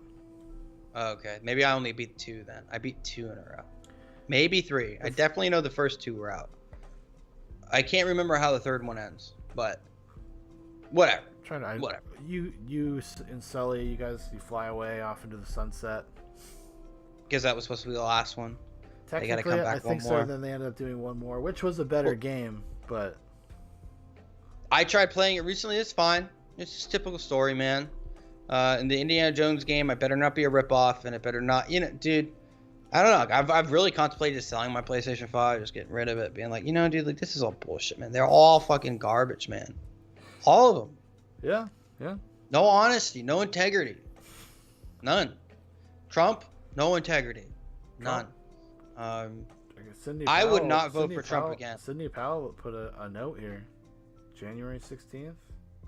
What? This is from the officer Tatum Oh my God. posted this on his YouTube. How is that guy still on YouTube? I don't know. But do you want to? He says some Do you want to see crazy it? shit. Yeah. Okay, let's see it. Let's do it. You gotta read it to me. I can't really Yeah. see it. Sidney Powell. I don't know where this is from. It looks like a signal message. I think that's what that symbol is. Yeah. So Yeah, that's Telegram. That's Telegram. Telegram. I have no idea if this is real or not. I don't know, but he posted it. We'll look at it. All indications are that despite the overwhelming evidence of massive fraud and more evidence available inside the government and other legal options available, the president is taking no action to protect the republic. People around him are limiting his information and lying to him about his legal options. The Biden administration will be consolidating power day one, and the fascist corporations are already limiting speech and firing freedom lovers. Just look at the military in D.C. now. Trump did not call them in, and all that for a virtual inauguration that no one will attend? It's all about power and global communist money. You can see and smell the corruption in D.C. It's gone from a swamp to a pure cesspool. There were and have been a lot more people illegally elected than just Biden and Harris. Boom. Drop Well, it. like this is where it's gonna be is she's right. I don't know. Whatever.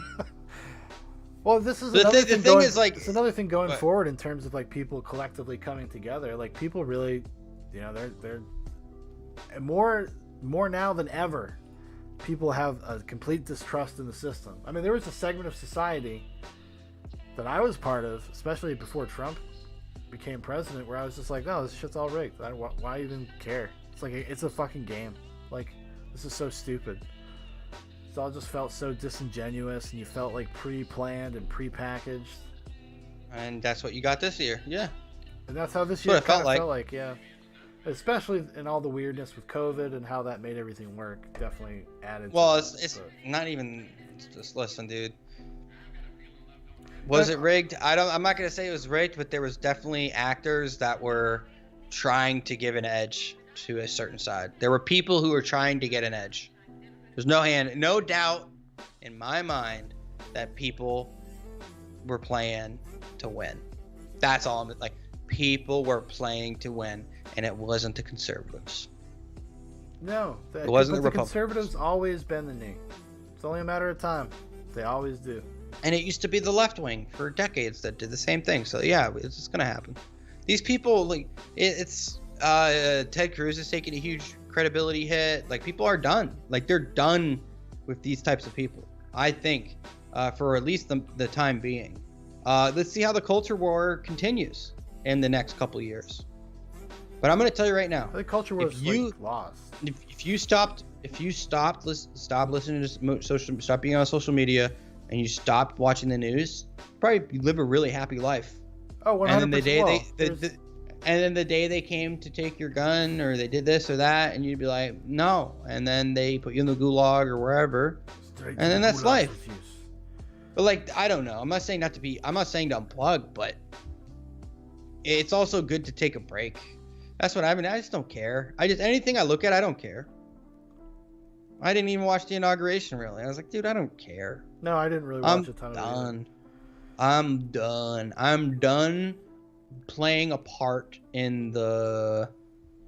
I watched some of it on Band TV or whatever. video just because I was like, well, if I'm gonna watch this, might as well do it with Alex Jones. True. He's not quite in all war mode, not quite in it's over, but he's pretty animated. There's no doubt. Oh, here we go. There's no doubt. Here, we can watch the clip here. This was Alex Jones yesterday. Okay. So, just, you gotta let Dan know what's going on. He's not plugged in. He said he's been unplugged. Get ready to strap back in, buddy. Strap it in. Get activated. It's over. You understand? Your only shot you've got is realizing that we're screwed. Your candy-ass church isn't going to do it. Your candy-ass boss isn't going to do it. We're a trained group of monkeys in this country. We're not what Americans used to be. We're not rugged individualists. We don't stand up for the Bill of Rights and Constitution. We're a joke, okay? And so they got people like Brian Stelter up there saying shut down all of his competition on TV now. He thinks he owns you. Jeff Zucker thinks he owns you. These are bad people, okay? So I've done the best job I can, and I'm not bitching at the crew or you or anybody. I'm just saying it's hard for me to get up here and do a normal show when we have a group of corporate criminals literally gang raping us. I mean, if we ever beat this thing, it'll be in the history of like these people were Hitler. I mean, this is unbelievable. It's not like, oh, we're getting there, it's bad, things are out of control. They've just begun.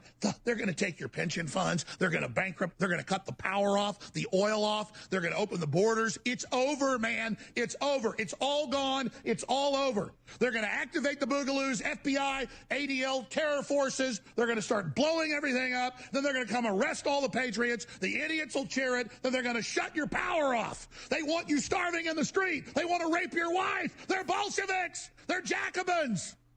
It's all over, man. All over. Enjoy. All your games. In fact, America is rotting and deserves it. Now, the Satanists aren't good. They're not God. God just lets them have their way now. So all your games are over. All the TV watching, all the laziness, all the slack jawing's over. It's over. You're going to be just like a baby at 6 months being chopped up in its mother's womb. You're not a human. You're not essential. You're dead. They're going to kill you because you don't care.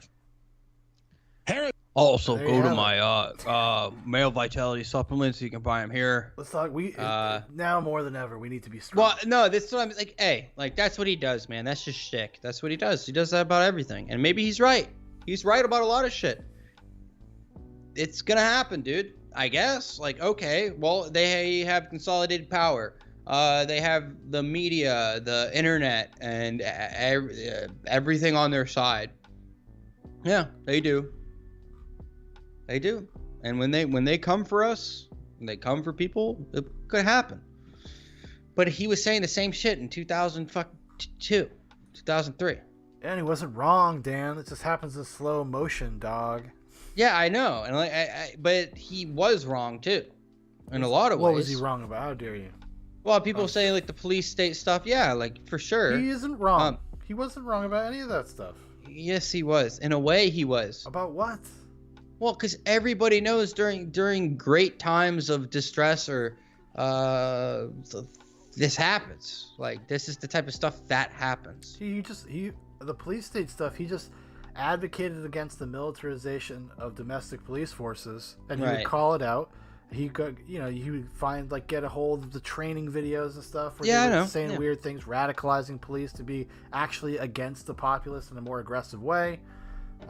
He would call that stuff out. He would call out, them owning Humvee tanks and shit like that. He wasn't for that stuff.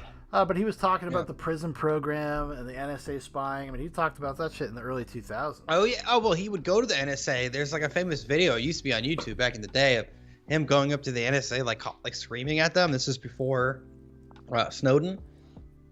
And, he got called a cuckoo or whatever. The best thing about Donald Trump losing is that I kind of got Alex Jones back. He's not just shilling. He's not going to be able to shill anymore just for one side or try to make things work with Republicans or whatever. He gets to go back to hating everybody. So I'm okay with that. He says, this is the one issue with him. He says so much. It's like, okay, you know your history, and if you know your history well, it becomes easier to predict the future, right? That's basically what we do. You find patterns in culture, sure. Right, and there's no doubt that he's correct on some of these things, but it's yeah, dude, something could happen where a lot of people die in this country, 100%. America could become a totalitarian, complete. No, he's obviously. So you think he's being hyperbolic, but it's also. Like you said, that's kind of his thing. That's his shtick. Yeah. But it's also, I think that is like the worst case scenario, long-term effects of things. Like, it's like, will this happen tomorrow? No, it's going to happen slowly over 50 years. Yeah, and then we'll just slide in that direction. We're going to continue to slide. I mean, with the way technology is going, with the way automation's going, with the way that we're now that, like, you know, you got people like Biden and Harris just right now, what's going to happen to all these disenfranchised people that are out of work? They're going to keep sending your jobs across the pond. Welcome to the shit show. So what I'm saying is, like, at some point, like, this whole idea of like UBI and all that stuff will probably become like a reality. It'll become a necessity because there's literally not going to be jobs for large swaths of the country. Especially you talked about like these poor rural areas that already have no infrastructure. Nothing is coming for them. There's already people like that. I mean, and if you keep taking that, the principle of what caused that to happen in those places, and you keep expanding that to other regions and other places, it's not like a good thing. It's not a good, healthy republic. You're going to just have a bunch of dependents. And desperate people tend to give in when somebody offers them a helping hand, if you're that desperate. So yes, it's all these things are done under the auspices of being positive or good intentions. It just usually doesn't work out that way. Yes. And Dan, if you can't get on the side of truth, no, I'm just joking. Oh, I mean, I think it's listen. People fucking stand up. It will happen.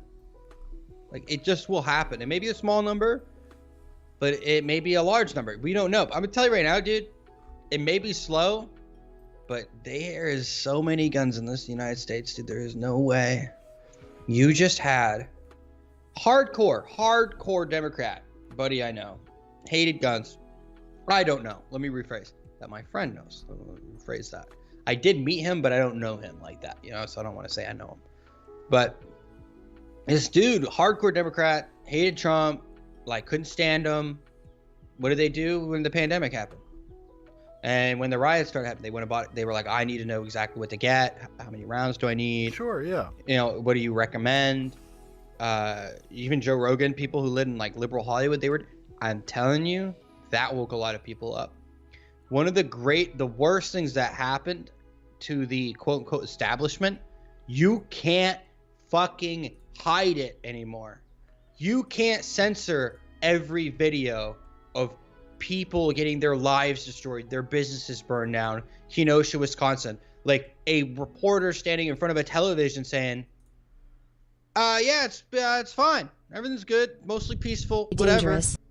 Yeah, like, you can't. It's over, dude. No, you like can't. That's what I'm saying. You can't move this shit. Dude, I thought this year would have been like this massive red pill for a lot of people. Sean, but people, it was. No, that's but, why you no, know it was that's, fucking. Some shit was wonky. Yeah, but that's for like but it's almost, it just divided people more. It made people more divisive because you have like Kool-Aid drinkers that just like believe all of this kind of state propaganda that is filtered through the media. And like, you know, there are people that will literally watch that video of the burning building and the guy saying, oh, it's mostly peaceful, it's not really that big of a deal, and they'd be like, okay, yeah, I agree. Yeah, there are a lot of people like that. Yeah, but they know, Sean. They know. They're not dumb. Hey, they're playing dumb. It's a choice. Dude. Yeah, but that's what I'm saying. Like, they know. But I'm gonna tell you right now, somebody comes to try to burn down their home, they're gonna wish they had a gun, and they know it. Every single person knows it. I think you give them way too much credit. They don't know it until it's too late. Like that's the point. Yeah, but but they don't know it in the sense they're like, oh, well, I feel like I'm being dishonest with myself. Right. They don't. It doesn't even occur to them. It's generally middle class people and middle class and up that feel safe. Yeah, I know. It's not the people in the ghetto that want guns taken away. Well, no, it's not. No. It's white urbanites. Yeah, and those people have a lot of purchasing power in our country in terms of they have a lot of control. They're activated, they're educated, they go out and vote. Yeah. I'm just saying. They didn't get activated until recently. Last few years. I think it's just, and Obama and such. I think it's just our generation is like, they're activated. in a negative way. Or at least it seems like maybe it's just like it is with everybody, where it's like a 50-50 split. Because I mean, Sean, there are so many more people in the middle than there are the extremes. That's what I know. No, for sure. I know that. Oh, of course Yeah. there are, but the people, So, like- but the people in the middle tend to just not do anything. Like, do you really think Joe Biden is a cryptocrat? He's all cryptocrat. A crony, a capitalist crony guy. Like, he doesn't really give a shit about people. Like, I'm telling you, like, and like, if is sending businesses over to China gonna help these businesses? Yeah, they might. And then maybe people will start buying their products, and then people are gonna say, well, the centralization of it, then you can't buy anything. Then guess what? You can go start a farm. We're not, and you can figure it out. Yeah, just. And what do you think people would do, Sean? What do I think most people would just like go into despair and turn to crime, like most people do already.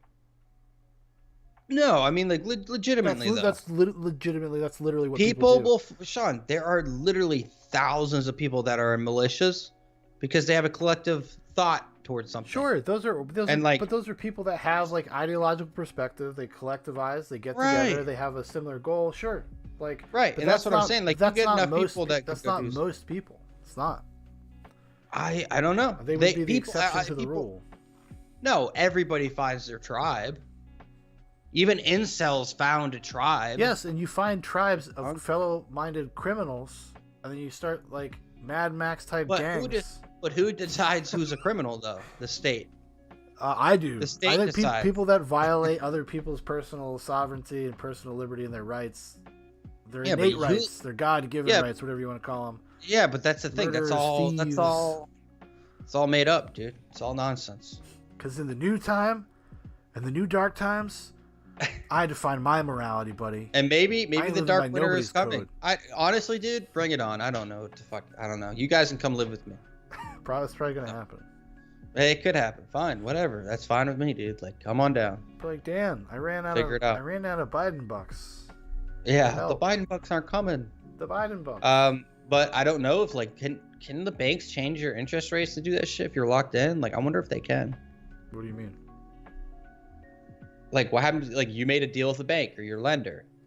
Is there back doors where they can like, oh, we want all our money now, or blah blah blah? You mean blah. like come and like say like pay me now? Pay me now. There probably, honestly, there probably is like weird clauses in the things that you sign that say like, we can actually come for you when we need it. Like, you take your house because we need it now. Yeah. There probably is. I don't know that for sure, obviously, but I'm sure there's some sort of bullshit. I mean, you signed so many papers. You just bought a house. You know, it's just like they just put a stack in front of you, and you rely on them to explain it to you, and you're like, well, I hope they're being honest because I'm signing my name to all this shit. Yeah. Well, we'll see.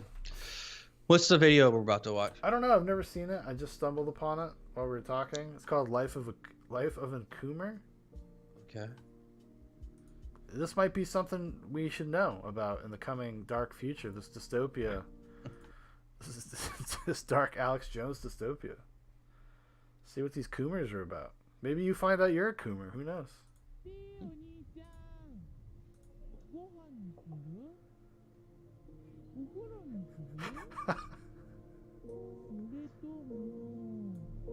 Well, I gave some advice a little earlier about quitting alcohol, and I would say it isn't that you're trying to quit porn. It's not the right way to think about it. The right way to think about it is that you're trying to figure out how to have a better life. And so you have to figure out, well, I would say do the future authoring program and keep your porn addiction in mind and think. So in the first part of the future authoring, Is that manga? it asks you Wojak?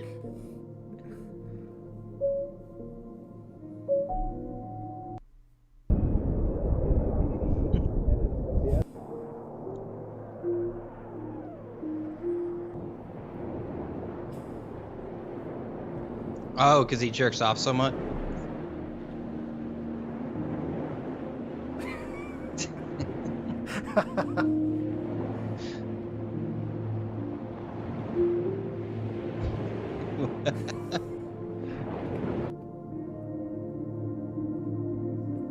Guys, this is pretty good. You guys, if you're listening to this, you got to go on YouTube. It's not very interesting if you're listening, but is it manga? I think it's manga that he's seeing. I don't usually upload these to the audio version. Oh yeah. Okay, never mind.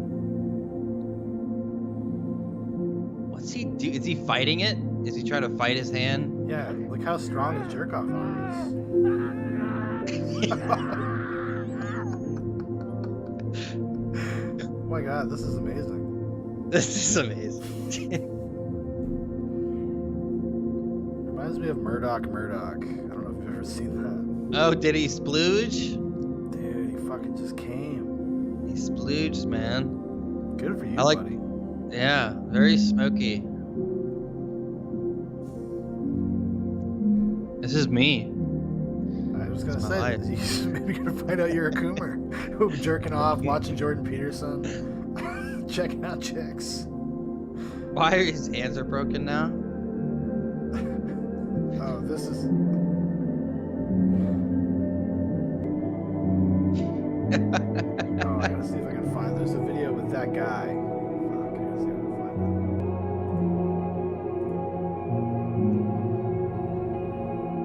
What is this shit?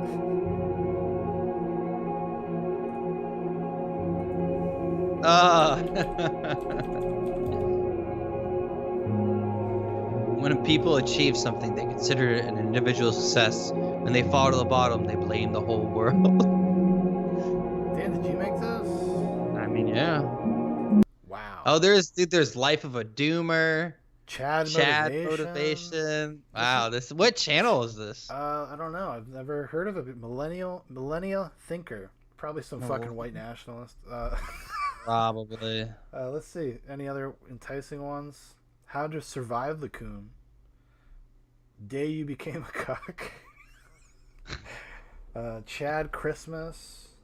How many fucking? There's a lot. How of many? How many subscribers? He has 200K. That's actually 200K. pretty small. Let's Like see, this is pretty. let's check out the day you became a cuck. Okay. Let's check that one. Oh, I gotta put it in the. You gotta put it in the link. You gotta put it in the link, by. Yeah, I mean that's actually pretty funny though. Dude, that shit was pretty that good. shit's hilarious because it speaks to this kind of this truth, this existential despair truth. It's some weird shit. Like how sad people are.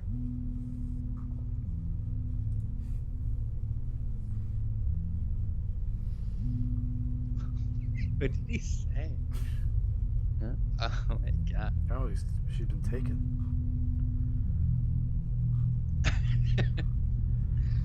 This is so Antifa. If I've ever seen Antifa in my life. This is what they all look like.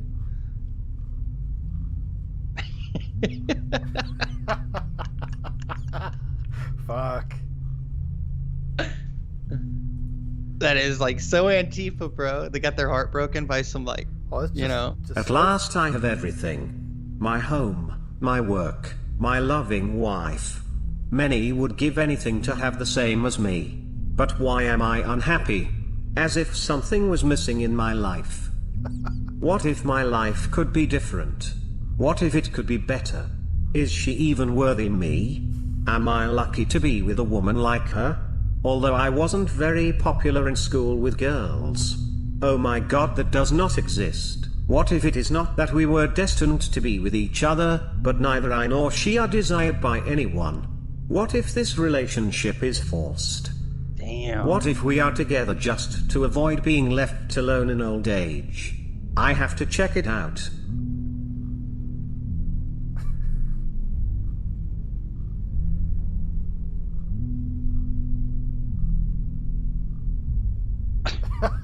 Oh. You think you're so masculine because you were with my wife for one night? Next. Ugh. Yes, come back to where you belong. See those men standing in line? They just have to wait their turn because they can't be with that divine being like I do. She chose me from among all of you. I wake up with her. I watch Netflix with her. I can massage her feet after work, not you. Do you know why? Because I am the real man who were chosen by the best woman. And you buddy boy, what can you do? You only can just get in and get out. Such an embarrassment you are. And don't say it's not like that. I have 32 gigs of evidence on the tape that shows that I'm right. Now go get back to yourself because real men have to get things done. Happy ending? and the evaluation of others is much more important than your own well-being. Dude, Damn, red pills. this guy is pretty good. Red like pills. it's hilarious, but it's just giving me very salad fingers vibes almost. Like, Yeah, I suppose, but Ish. but it's like there is like some sort of weird. This is how people actually feel and act. Like this is like the incel community cucks. Like that's like it kind of actually probably fairly represents kind of their worldview, their mind. This is just a funny video. Maybe we'll check out one more from this channel before we move on completely. But I found this video, like there's a Twitter thing called Coomers posting their L's online. yeah. And you know the little cutout of that bald guy that was in the last video covering the woman's breast? This is like about him. He's like a porn addict, and he goes to like all these porn conventions. And it's like a bizarre supercut of him.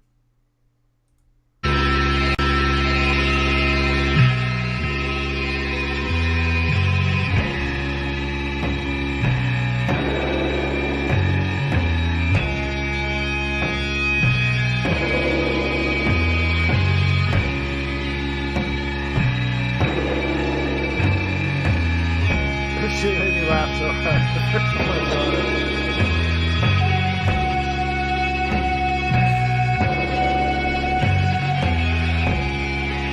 Oh my god.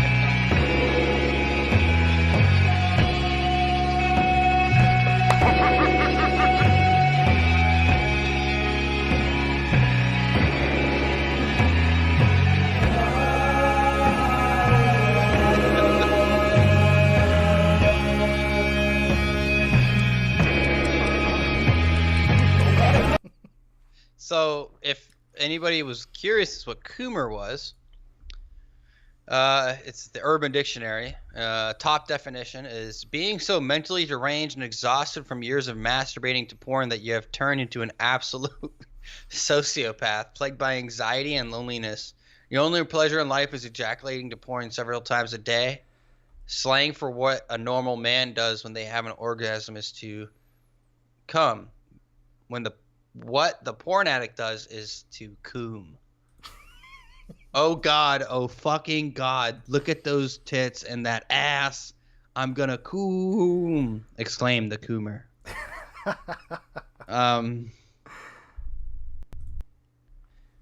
Yeah, it's also comes from, it's actually this is pretty interesting. It goes, a coomer, pronounced coomer, is an elusive creature that spends its whole life desperately trying to reach the next best nut. It is classified as a critically endangered species. The coomer was once thought to be nothing but fiction due to the rarity of these beasts. Not much is known about the habits of these elusive creatures, but they are said to reside in tiny rooms that reek of mildew and BO, floor littered with custom-made wafu pillows, and the coom of the coomer itself. They are said to be mostly solitary, though there have been a half dozen cases of supposed coomer packs being sighted in the wild. It is said that if disturbed, the coomer will become enraged and will attack the offending creature. It has been reported that a coomer may even coom upon its enemies, saying even stuffing them into homemade coom jars on occasion. My best friend went missing in 1987 during a hike in a remote area of Alaska. The case has never been solved, but researchers say it is likely that he was taken by a wild coomer. Jesus. Oh, Jesus. that is. It's basically like great. a young millennial slang for incel. Like that's what it Yeah. is. That's what Yeah. it is. So It's when will fucking- cancel culture come from? It's hilarious. It's funny. Let's see It here. is funny. How to survive the coon. All right. After this, I gotta go piss. Okay. It's the fucking music, dude. Yeah, it's like the whole vibe. It's kind of brilliant.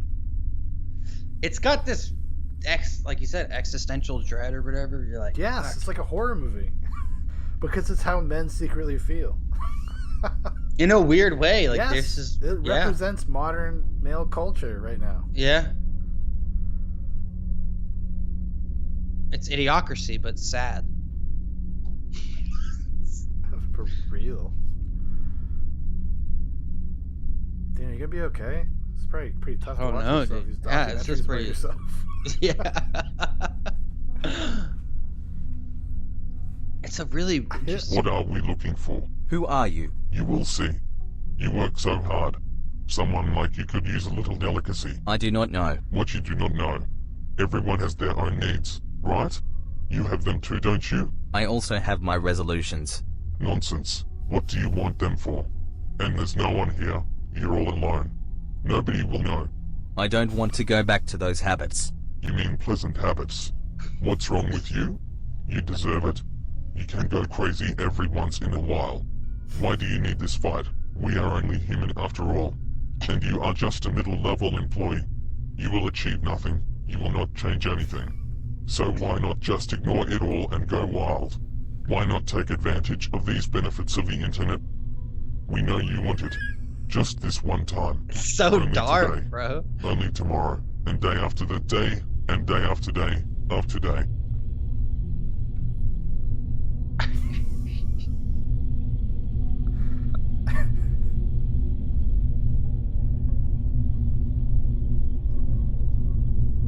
When even you are against yourself. Like, I don't know. Like, I wonder if Jordan Peterson ever watched this shit. He should do some psychoanalysis on this shit. Because, like, I guess any guy who's ever been single for a period of time, like, if you're not active, you know what I mean? Like, if you're not going out, You're cool. ripping. Like, yeah, well, I think there's also a sense of, I think this is a furthering expression of how most men have always felt. Like, because women have all the options. There's always like this ability. Women can go out and just select a mate. Men have to hunt, and men who aren't good at hunting, or who are awkward, or it's been a while, you have to get back out on the horse or whatever they call it. Yeah. There's gonna be some fumbling along the way that comes with that, which is perfectly natural.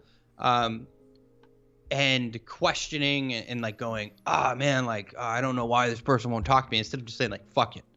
Like, fuck you. I don't got to deal with your shit.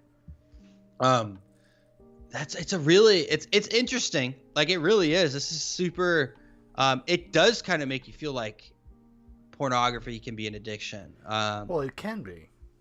Well, I know obviously it is, but I think they meet even like on a different level. Well, like, I know there's just using the term coomer. Yeah, because it's funny. But like, but you can go through like periods in your life where, you've been there, I've been there, or whoever has, like, where you're lonely and you like masturbate more often, or sure. But I think this is more addressing people that like have limited social skills, that are kind of insular and isolated. Right. Like you and I have had times in our lives maybe like where we just like kind of checked out for a year. And like maybe maybe we're doing it right now. I don't know. But like, like, so we can, but we also know the other side of it. But you can also see how you can become like an anxious person and get anxiety and then kind of become more and more insular. I've had experience with that. Yeah. It's how this stuff can be a trap, because then you become addicted to this stuff. You kind of disassociate from actual relationships and intimacy and what that actually means, and then you become like one of these coomer dudes on these fucking message boards, being like, well, I mean, it does like cause for self-reflection a little bit. Like, these are very well done, and you sit there and go like, I've had that argument with myself where it's like, I shouldn't watch porn. Like, I don't need to. Like, who hasn't jerked off, said I can't do the things that are available on the internet? Yeah, like, that is a real guilt that I know some people can feel. And I felt myself where you're like, why am I doing this? Like, why am I constantly going back to this? Like, it's fucking 8:00. This is the 7th time today. Yeah, and like, that's like, there's some serious consequences for isolation. Like, I do believe isolation can be a gift, and there's a point where it can become a curse. It's like anything else. Yeah. And it's the same thing as like pornography could be a gift. There's just like a subsect of society and then like generational thing where their entire life is virtual, and you can get in this trap where this is your entire existence and you don't have like these other outside things. I think, you know what I think, Dan? I think the public got a little taste of that this past year. Yeah, and then like what is the coomers, I'm sure, would say. Oh, the coomers will love now they're like, now you know my existence. Yeah. Like, this is what I've been doing now for a decade. Me. You stared into the abyss. And he's like, I never got UBI. It's kind of bullshit. But I don't know, man. I think it's definitely it's that is art to me. Like that really is art. It's introspective. It makes you question things. You can actually have a conversation about it. For sure. And it's funny. And it's great. And it's funny. And it's funny, and it's unset. It has the all wide range of emotions. Like you're laughing because it's uncomfortable, but you're also laughing a little bit because it is funny. But you're laughing maybe even a little bit at yourself or moments in your life where like you can look back. You know, like the best versions of $1 Million Extreme, like Sam Hyde, when they're like firing on all cylinders. They have that, and it speaks specifically to like male psyche. It really is like explicitly like for dudes. I think if there's anything like that, like the end, like I like those little, you know, little quotes or whatever they said. But like when your enemy, usually the greatest enemy to you is yourself. You know, you're your greatest tyrant. You're either, you know, you're your slave, you're a tyrant to yourself, or, you know, you're in control, or you're not in control. It's all basically determined on you. Yeah. So I think that's a really interesting message. And if somebody's watching that and they're laughing because they're identifying with it, or like, well, that's probably watch that. That's such a big part of that subculture. Is actually because it's so many. There's a lot of guys. Well, that's so it's like all of that kind of immature male bonding, like giving each other shit constantly, saying the nastiest thing you could possibly say. Yeah. Because you know, a lot of these people, at least now or have been, you know, most of the time they're the very active people are younger people. They're people like from the ages of like 16 to 25, 30. You know. Yeah. Okay, listen, I really gotta piss. All right, you go pee. Do you want to do a couple more videos, or are you done? We can do a couple more videos. Okay, cool. Just give me a couple minutes. So, yeah, I'm gonna get this one ready. Yeah, there is this like very spicy cartoon called Murdoch that this kind of reminds me of. Animation very similar, in some respects, I suppose. But yeah, well, what a night. 2 hours deep. Still going. Oh, man. You know, the best thing I think about, like, all of this shit ending or changing, I just, like, hope that the focus of this channel can shift just slightly back to more fun stuff. It's like, exhausting just to talk about this bullshit constantly. But you feel like we just got like on a track where that's what we talked about for a long time. I want to be done with it a little bit. Be honest with you. Trying to break away. That's why I literally started Nightcap, because I was like, I want to just talk about bullshit sometimes. I want to watch some stupid internet videos with people and laugh and joke around, you know? Not have everything constantly being dragged back into the political realm. It's exhausting. Zoobox kind of started as more of a fun, lighthearted thing, and I'd like to get back to that this year. This year is the year that Zoobox goes normal. Well, maybe not normal, but you know what I mean. This guy's taking a long pee. Oh my goodness. But yeah, you know, don't become a coomer. Doesn't seem like they have a very good life, these coomers. It's just funny because this has just been kind of a trend. You know, if you watch Nightcap at all, like I've just been kind of going back and going through this stuff because it is a community of people I have like some sympathy for. I can empathize with certain parts of their behavior, their attitude, and like it's interesting to explore that kind of world and what it is and what it means for the future generations. Like there's a whole generation of young men completely lost, like kind of what this is speaking to.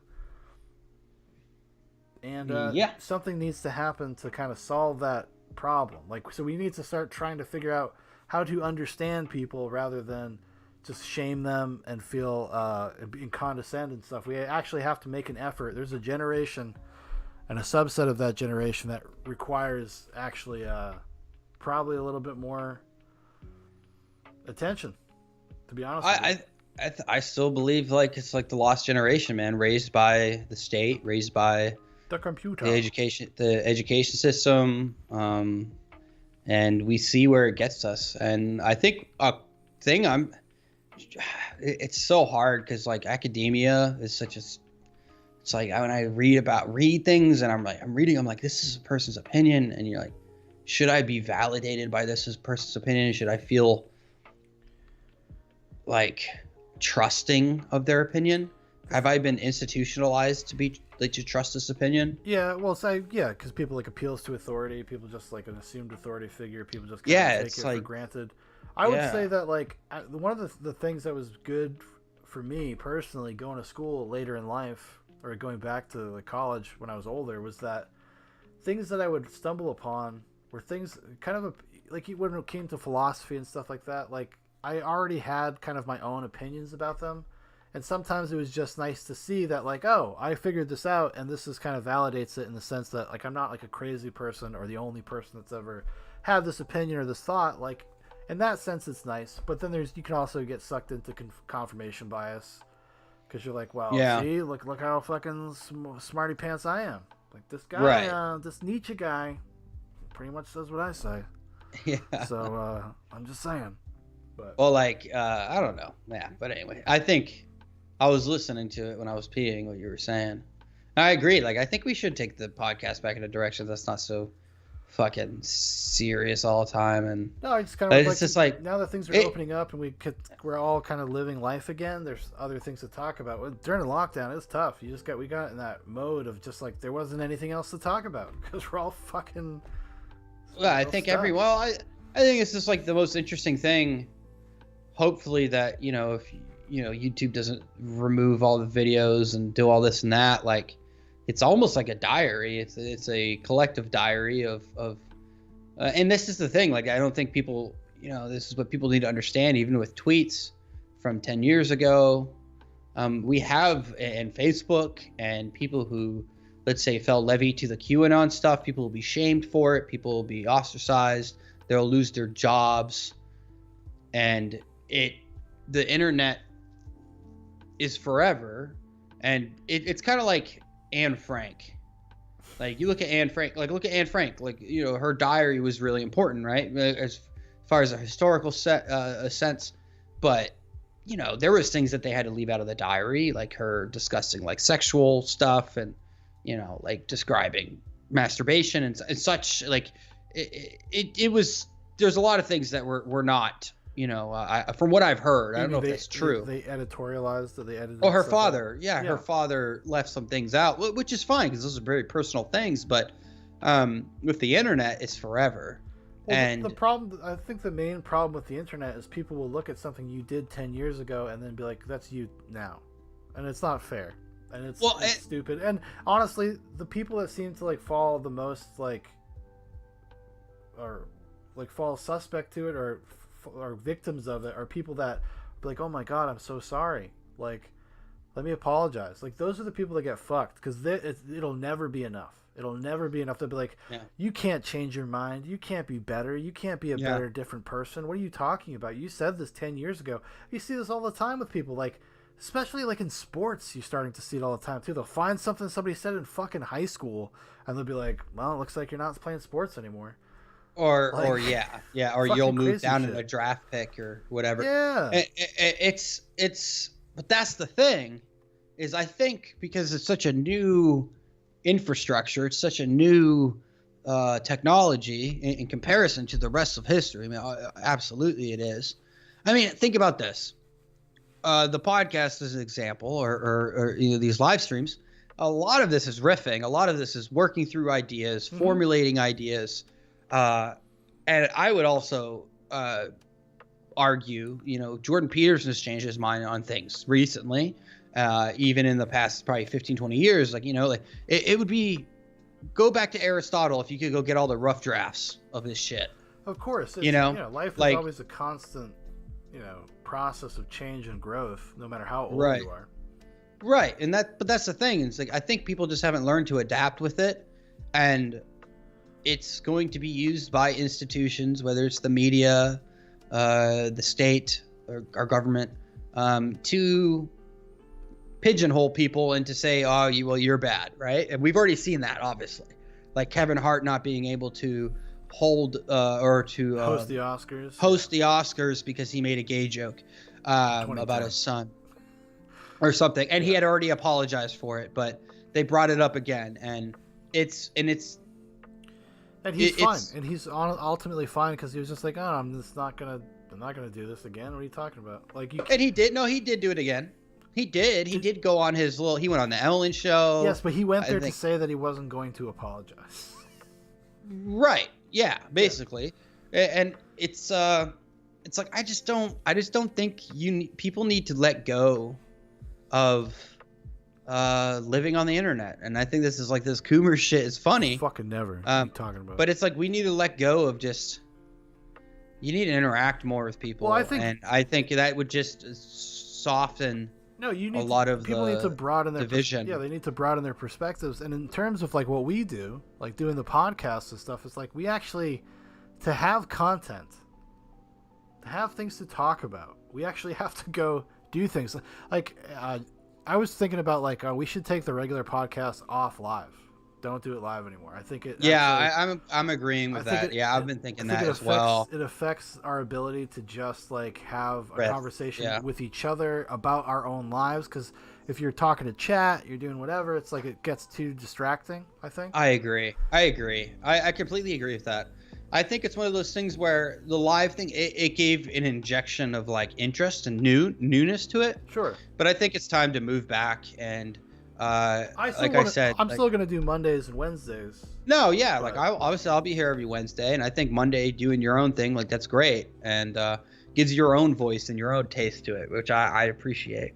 I just think it's fucking wild. It's wild that we have a archive of our thoughts and our opinions, which will change. My opinion has changed on a lot of things, even in the last year. I think a lot of things are going to be, because I just wonder where we're going to be in this next year. But if it's like, I guess it's something that I didn't realize, and I had been thinking more and more about, sometimes I can't stand when like people talk about politics, you know? And it's like, I sometimes I can't. Like now if I go to Tim Pool, I'm expecting some sort of political discussion. Because that's the focus of it, yeah. Yeah, but if I, it's just every podcast. Like, how do we be different? How do you grow and get outside the norm of every other podcast, or, And I think that's something that's going to take time to figure out. I think it's going to take years, but it's the journey of it, you know. Yeah, but it's also just learning how to present yourself honestly. Like you're building a brand, you're building a personality in a sort of weird way. Like. All of the stuff, which is the weird and almost kind of a little bit annoying or unsettling, like, is that when you do this kind of stuff, you do live streams, you do podcasts, you're selling your own personality to people. Like, people have to like you. Yeah. They have to like you to want to sit there for 90 minutes or 2 hours or whatever and listen to you talk. It's a weird thing. It's a weird it's a weird balance to find, you know? Yeah. And I think everybody's on our podcast they were pretty affable, kind of just regular people, and I think most of us are naturally funny and we know how to make jokes and fuck around and talk about things and come in and out of stuff. But so I'm not really concerned about that. I do think like it's one of those things, like the more you do it, the better you get at it. Like you gotta, it's a thing, it's a practice, just like anything else. You got to do it more, and you figure it out. I agree. I just hope that we can we have to like think about it, or we have to do something. We have to get Mike on fucking Signal, because that hasn't happened yet. Yeah, why hasn't he gotten on there? I don't know. Who knows? Mike's fucking 2005. That's where he lives. That's his. He's got all the gizmos. He's got like 4 phones, an iPad. Like he's got stuff. Don't let he does. He does. Actually, we should contact Signal and be like, hey, what if we recorded all of our podcasts using your video streaming service through video calls on Signal? Like the sponsor Zoobox. We watch movies about Coomers. Coomers, man. Coomers. All right, let's check out this next video. All right, so it's called Shy Guys Logic. Okay. Mm-hmm. I don't know what that means. It means something. Means something. Should I start? Yes. What am I supposed to say? Introduce yourself. Tell about your relationship. Why you were shy. My name is Daniel. I'm 26 years old and I'm shy. Do you have friends? Yes, I came here with them. So if you have friends, why are you still shy? I don't know. It's sometimes hard to start a conversation with someone you just met in real life. Because I will not go to the street and ask somebody about anything. People don't want to be bothered. How do you meet your friends? In school. So you can make friends? It's easier to get to know someone at school, to be in a class with someone or to have some useful notes, and that's where you can start a conversation. And in adulthood it is not so easy. And you can't do that with others? I'm 26. I won't start talking about school or video games. And do you have any friendly relationship with your co-workers? Somehow I couldn't find any group. So can you describe to me what your average day looks like? I wake up in the morning, and I'm making breakfast for my mother and myself, then I go to work and I'm back in the evening. Do you live with your mom? Yes. Is it something weird? But you're 26. You should probably move out. I believe that children should help their parents as much as they can. Would you like to change it? Look at this loser who lives with mommy and he has to help her. No wonder this nerd can't find a girlfriend. Hey guys, Dad just gave me a credit card for the whole weekend. We're going to LA, baby. Change? Do you mean be more open to others? Yes. Why not? It'd be nice to be like that for one day, to see what it's like to be able to start chatting with someone, being like those extrovert men in the movies. Do you have a partner? A girlfriend? I used to have one, although I don't know if it matters because I was in primary school. Long time have passed since. Can you tell me more about her? No. Why? It's How stupid. did you meet? And what your relationship is like? I don't know. I think it started during art classes. I remember the teacher ordered me to sat with her, and I lent her my paints. I remember that we liked the same cartoons. Have you ever kissed a girl? She kissed me, once, on the cheek. But then I run away. Do you know the concept of incel? Do you mean, am I one of them? Yes. I don't know. The point of an incel is when a man wants to do it, but no woman wants to be with him. So I guess so. But that term is always used in a negative way. Well, everyone wants to do it, unless you're asexual. So by that logic, if someone part with the girl, the next day that person become incel? Some people think that if you are alone for over 6 months you're an incel. Oh, I don't know that, but usually those incels that can be found on different forums are very toxic. What does it mean? It's like they hate women because they can't be with any of them. They probably want to justify their situation or something. Hey, we're about to start the game. I'll be there in a moment. Who is this? Why are you talking to this thing? Who was that? My friend. What are you going to play? D&D. Can I see? It's good that you came home, son. I was already worried that you would not come back. Did you got the job? I didn't change my job, Mom. But you said you were going to the interview. Yes, but it's just for the program. Oh.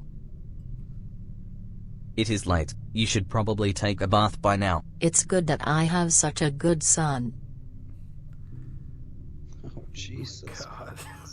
When we are in a place from which we want to move away from, but being away from it, we want to go back. Damn. Whoa, God, that was dark as fuck, dude.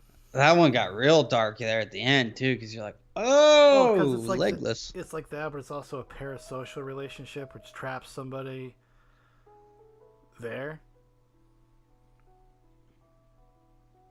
Yeah. Oh, you're getting some straight vibes. I know that. Getting some what? You've lived that life almost. What? Like that, not the shy guy insulted, but like just like being trapped. Like you felt like you couldn't leave because of the circumstance. Yeah. You know what I'm saying?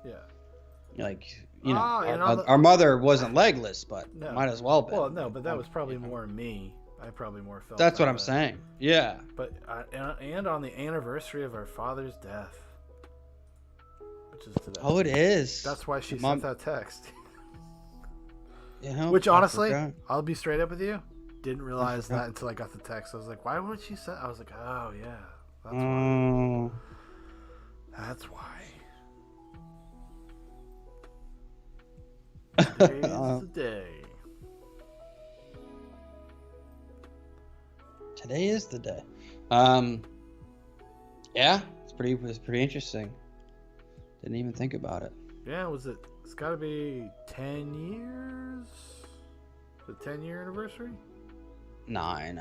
Yeah, 10. No, 10. This is 10 It would years. have been the beginning of 2011, I think. Yeah. Pretty sure. Yeah. Yeah. Yeah. January 20th, 2011. Yeah. Wow. Yeah, it's pretty crazy. Don't forget her birthday is coming up too. Yeah, in a couple days. What a wonderful way to celebrate. What a wonderful reminder. Welcome. You believe in God? Well, why did God do this to me? 10 years ago.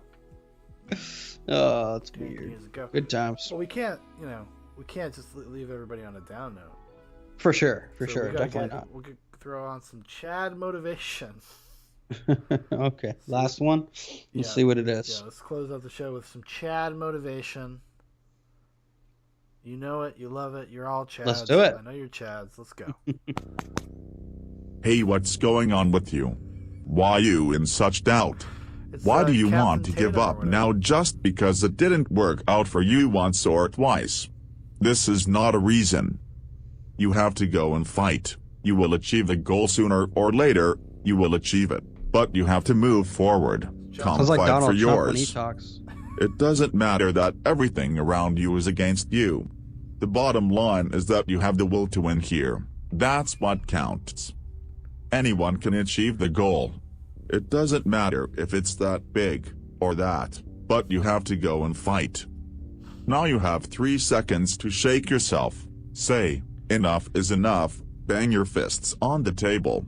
I go forward and achieve my goal. But now in all seriousness, look at yourself. Are you not ashamed? You sit in your panties watching some silly videos on YouTube during the break between playing games and masturbating. Get over yourself.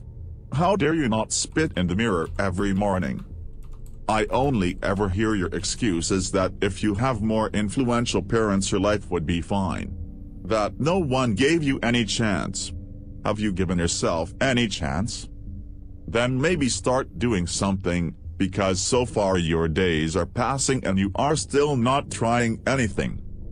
So get up and go, and in a week you'll tell me what you've done during this time. Peace. Was that any good? Yes. Not everyone has the power to change the world, but everyone can gather a little strength to make a difference in their lives. So fucking ominous. It's so crazy. I wonder how this guy has only got 200 subs. 200,000. That's what I meant. Yeah. Insane in the membrane, I thought bro. that would be a little bit more like chipper. I don't know. I don't think any of this is very chipper. It's not that it's not chipper, but So this thing is way too long. what? How long is it? It's a 9-minute video. Oh, we're good, man. Dude, that was good. That was fine. What? You can't. I They wanna all leave can't be these home runs. Fucking incels with Sean, something good. I don't think they're like. The more you watch them, the more you realize they're not that funny. Like they are they're funny, but you're all like, They're but funny. you're like, You just gotta be fucked up. I mean, it's funny, but it's also like there's a lot of truth to it too. I know. This is good. This is what it's supposed to be. This is why it's art, you know. This is why. This is Oh my why. God. Boomer versus the Illuminati. Okay, let's do that one, and I've then convinced you. Yeah. All right, we'll do that. It's funny. That sounds cool. That sounds sweet. That sounds like This a is sweet peach. definitely probably Eric Dubé. Probably this guy. I don't know, not Eric Dubé, but Oh, did you see how someone painted over Bernie Sanders' face with a Pepe the Frog, and they're considering it a hate crime? Yes, I did see that. pretty funny. That's fucking hilarious. Yeah. It's so stupid. Well, yeah.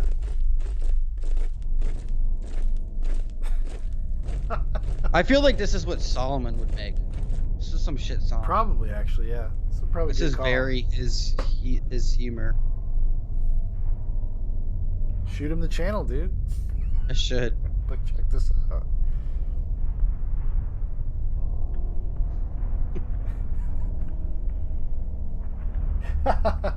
That's the Chad. So gentlemen, urwork wilki pour futur securet fortuzan offerir. WAH Oster. I came for your boss. The rest get out. Sauve finali mais, strongest variorta AEV existe da de sidet ou face à God?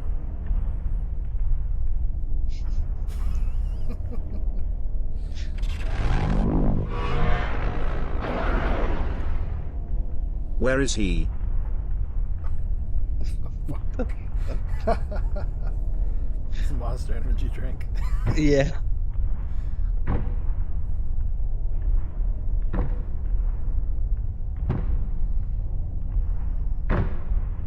Show yourself. What is this? What the fuck is happening?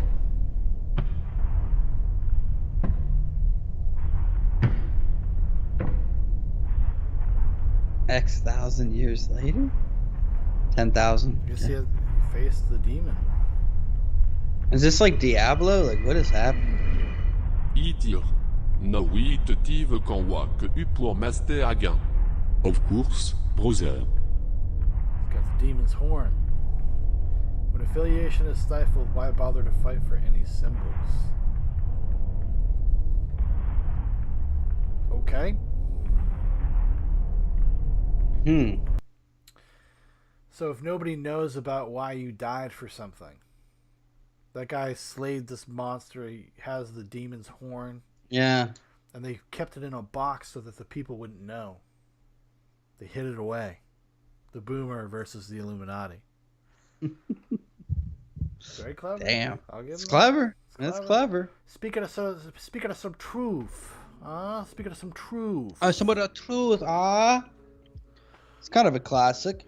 Like, I actually kind of enjoy it. Dude, I'm seriously, So, I know what I'm going to be doing for the next 2 hours.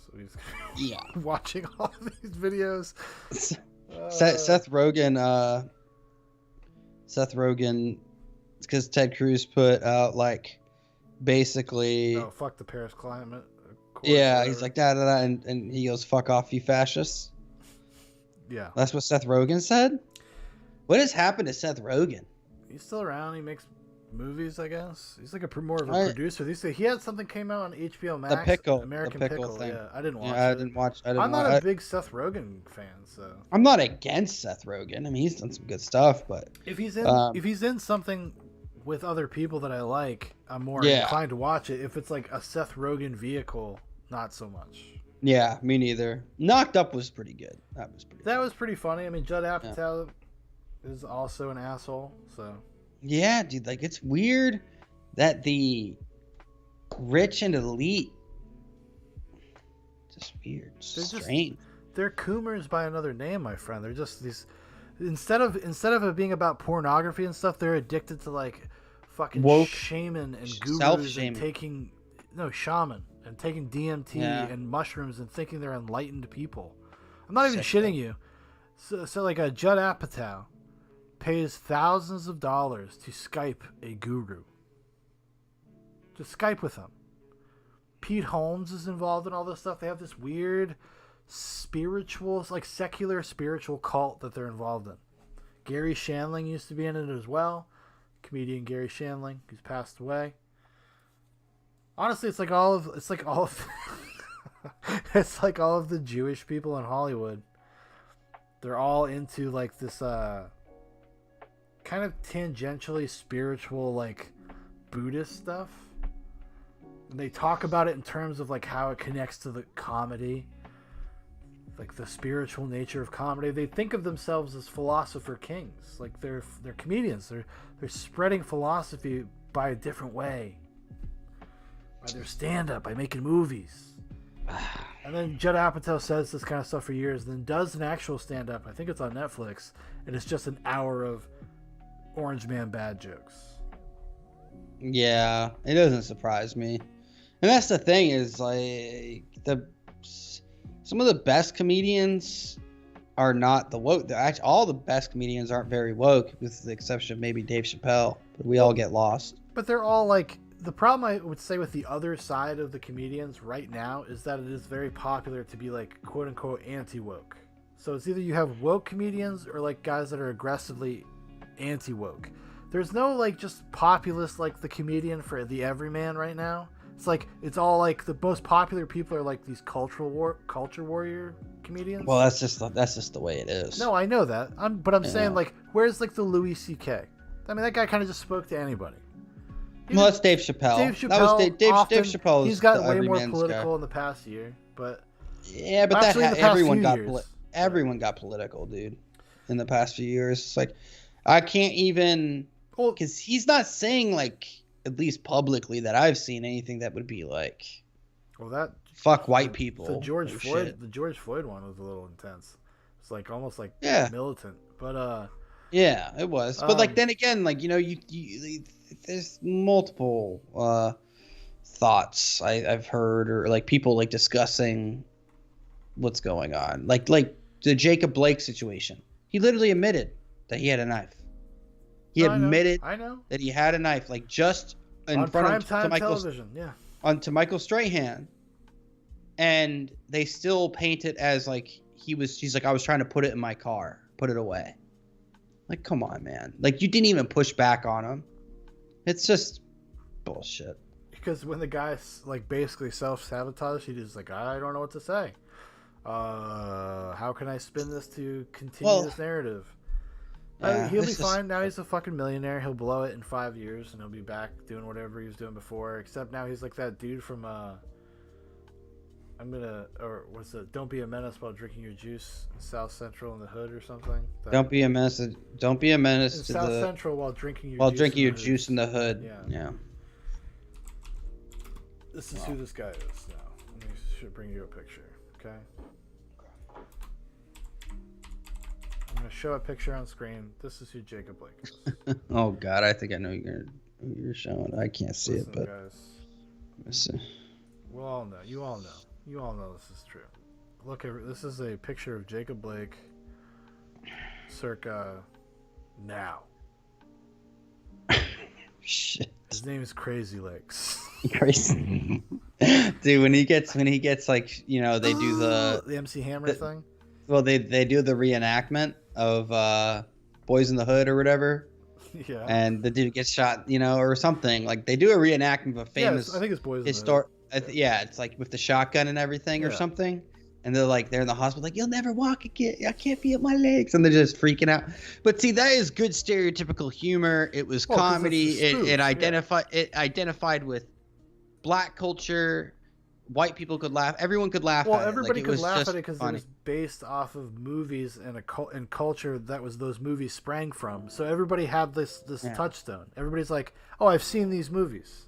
Yeah. I've seen Don't Be a Menace. Yeah. I've seen Boys in the Hood. And those were big movies. Those are big, successful movies. So a lot of white people saw them too. Yep, and it's like Police Academy and stuff. And... Well, not so much Police Academy. I would say it's a black movie. Well, it's not about black. I'm saying it's like everyone was making. No, but everybody was. It's not about black. I'm saying they were making satire of like all these like police movies that were coming out at the time. Oh, Everyone was very familiar. Police Academy is not a satire. It's not a spoof. Police Academy is just like a comedy that takes place in a police academy. I mean, it's not like but it's not it's making fun of anything really. Yeah, it's not necessarily direct. Okay, but I'm saying like the satire of police. Because like police movies were huge. Well, it's basically it's the same plot as like Revenge of the Nerds. It's like this ragtag group that everybody counts down, like doesn't consider serious, and then they save the day at the end. Yada yada. It's great. Good classic Americana filmmaking, Good old Revenge of the Nerds. It's racist, dude. It's racist. I'm surprised Revenge of the Nerds. You can't even really talk about Revenge of the Nerds anymore because there's like a what they consider nowadays a rape scene in that movie that's played for laughs. Like the hero character dresses up in this girl's her boyfriend's costume during a costume party and has sex with her. Oh my god. And apparently he's really good. And then he takes off his mask and she's kind of okay with it. Revenge of the Nerds, everybody. Check it out. I have to check it out. I haven't seen it like probably since I was a kid. I've been going back and watching a lot of you know, crappy 90s action movies. yeah, I'm Yeah. watching like a lot of 80s, 90s. Everything is just too woke. I'm just trying to go back to a better time when it wasn't so fucking woke. Simpler time, yeah. You know, like you show a gay guy that was woke back then, you know? That's about as woke as it got. About as woke as it and, got. and he didn't kiss anybody, and he didn't actually hit on anybody. We just had to show him. Like, oh, Which this guy, honestly, it's like it okay. doesn't bother me. Some of the woke shit, like you said, we've talked about this plenty of times. It's just about how you go about it. It's about tastefully doing it. Like about Moonlight writing. was It's a tasteful, good writing. was a tasteful movie about a gay black man. But it was that's- tasteful. Yeah, but that's like, you know, when you watch Moonlight, you're like, oh, I'm watching this movie about this subject. It's not like you're watching the Avengers and like one of them reveals that they're like a gay transvestite. Like that's not the, you know, that's usually when it becomes a weird thing. It's when you start putting like all of these kind of modern current day social politics into things where you just don't understand how they fit or how it serves anything or serves the story. I mean, Moonlight is literally, that is what the story is about. So you go into the movie knowing that, and the fact that it's well directed and well written doesn't hurt either, you know? Well, it's like, should they have forcefully put straight actors in that movie? Like, you know what I mean? Or straight characters? No. Should have just been all doesn't gays. matter. But like, that's the thing, is like, it should never be selectively chosen just because of, well, we just need to get our brownie points. Story well told is a story well told. End of story. Like, it doesn't really matter. Yeah. Anything that's well made, you can be invested in. It's like well the made. news, well told stories. I guess, They're good at fabricating reality. That's what they do. They're good at it, I guess. But yeah, hey. All right, everybody. Well, that's an episode of Zoobox Live. I don't think anybody's here right now, but when you watch the replay, thank you. We appreciate it. Thanks whoever was here. We'll talk to you guys later. Yeah, comment, like, subscribe. Share if you feel so inclined. We're going to talk about whether or not we're going to do this on Friday, but we'll definitely be back Monday and next Wednesday. And we'll see you then. Good night. All right. Good night. Good night.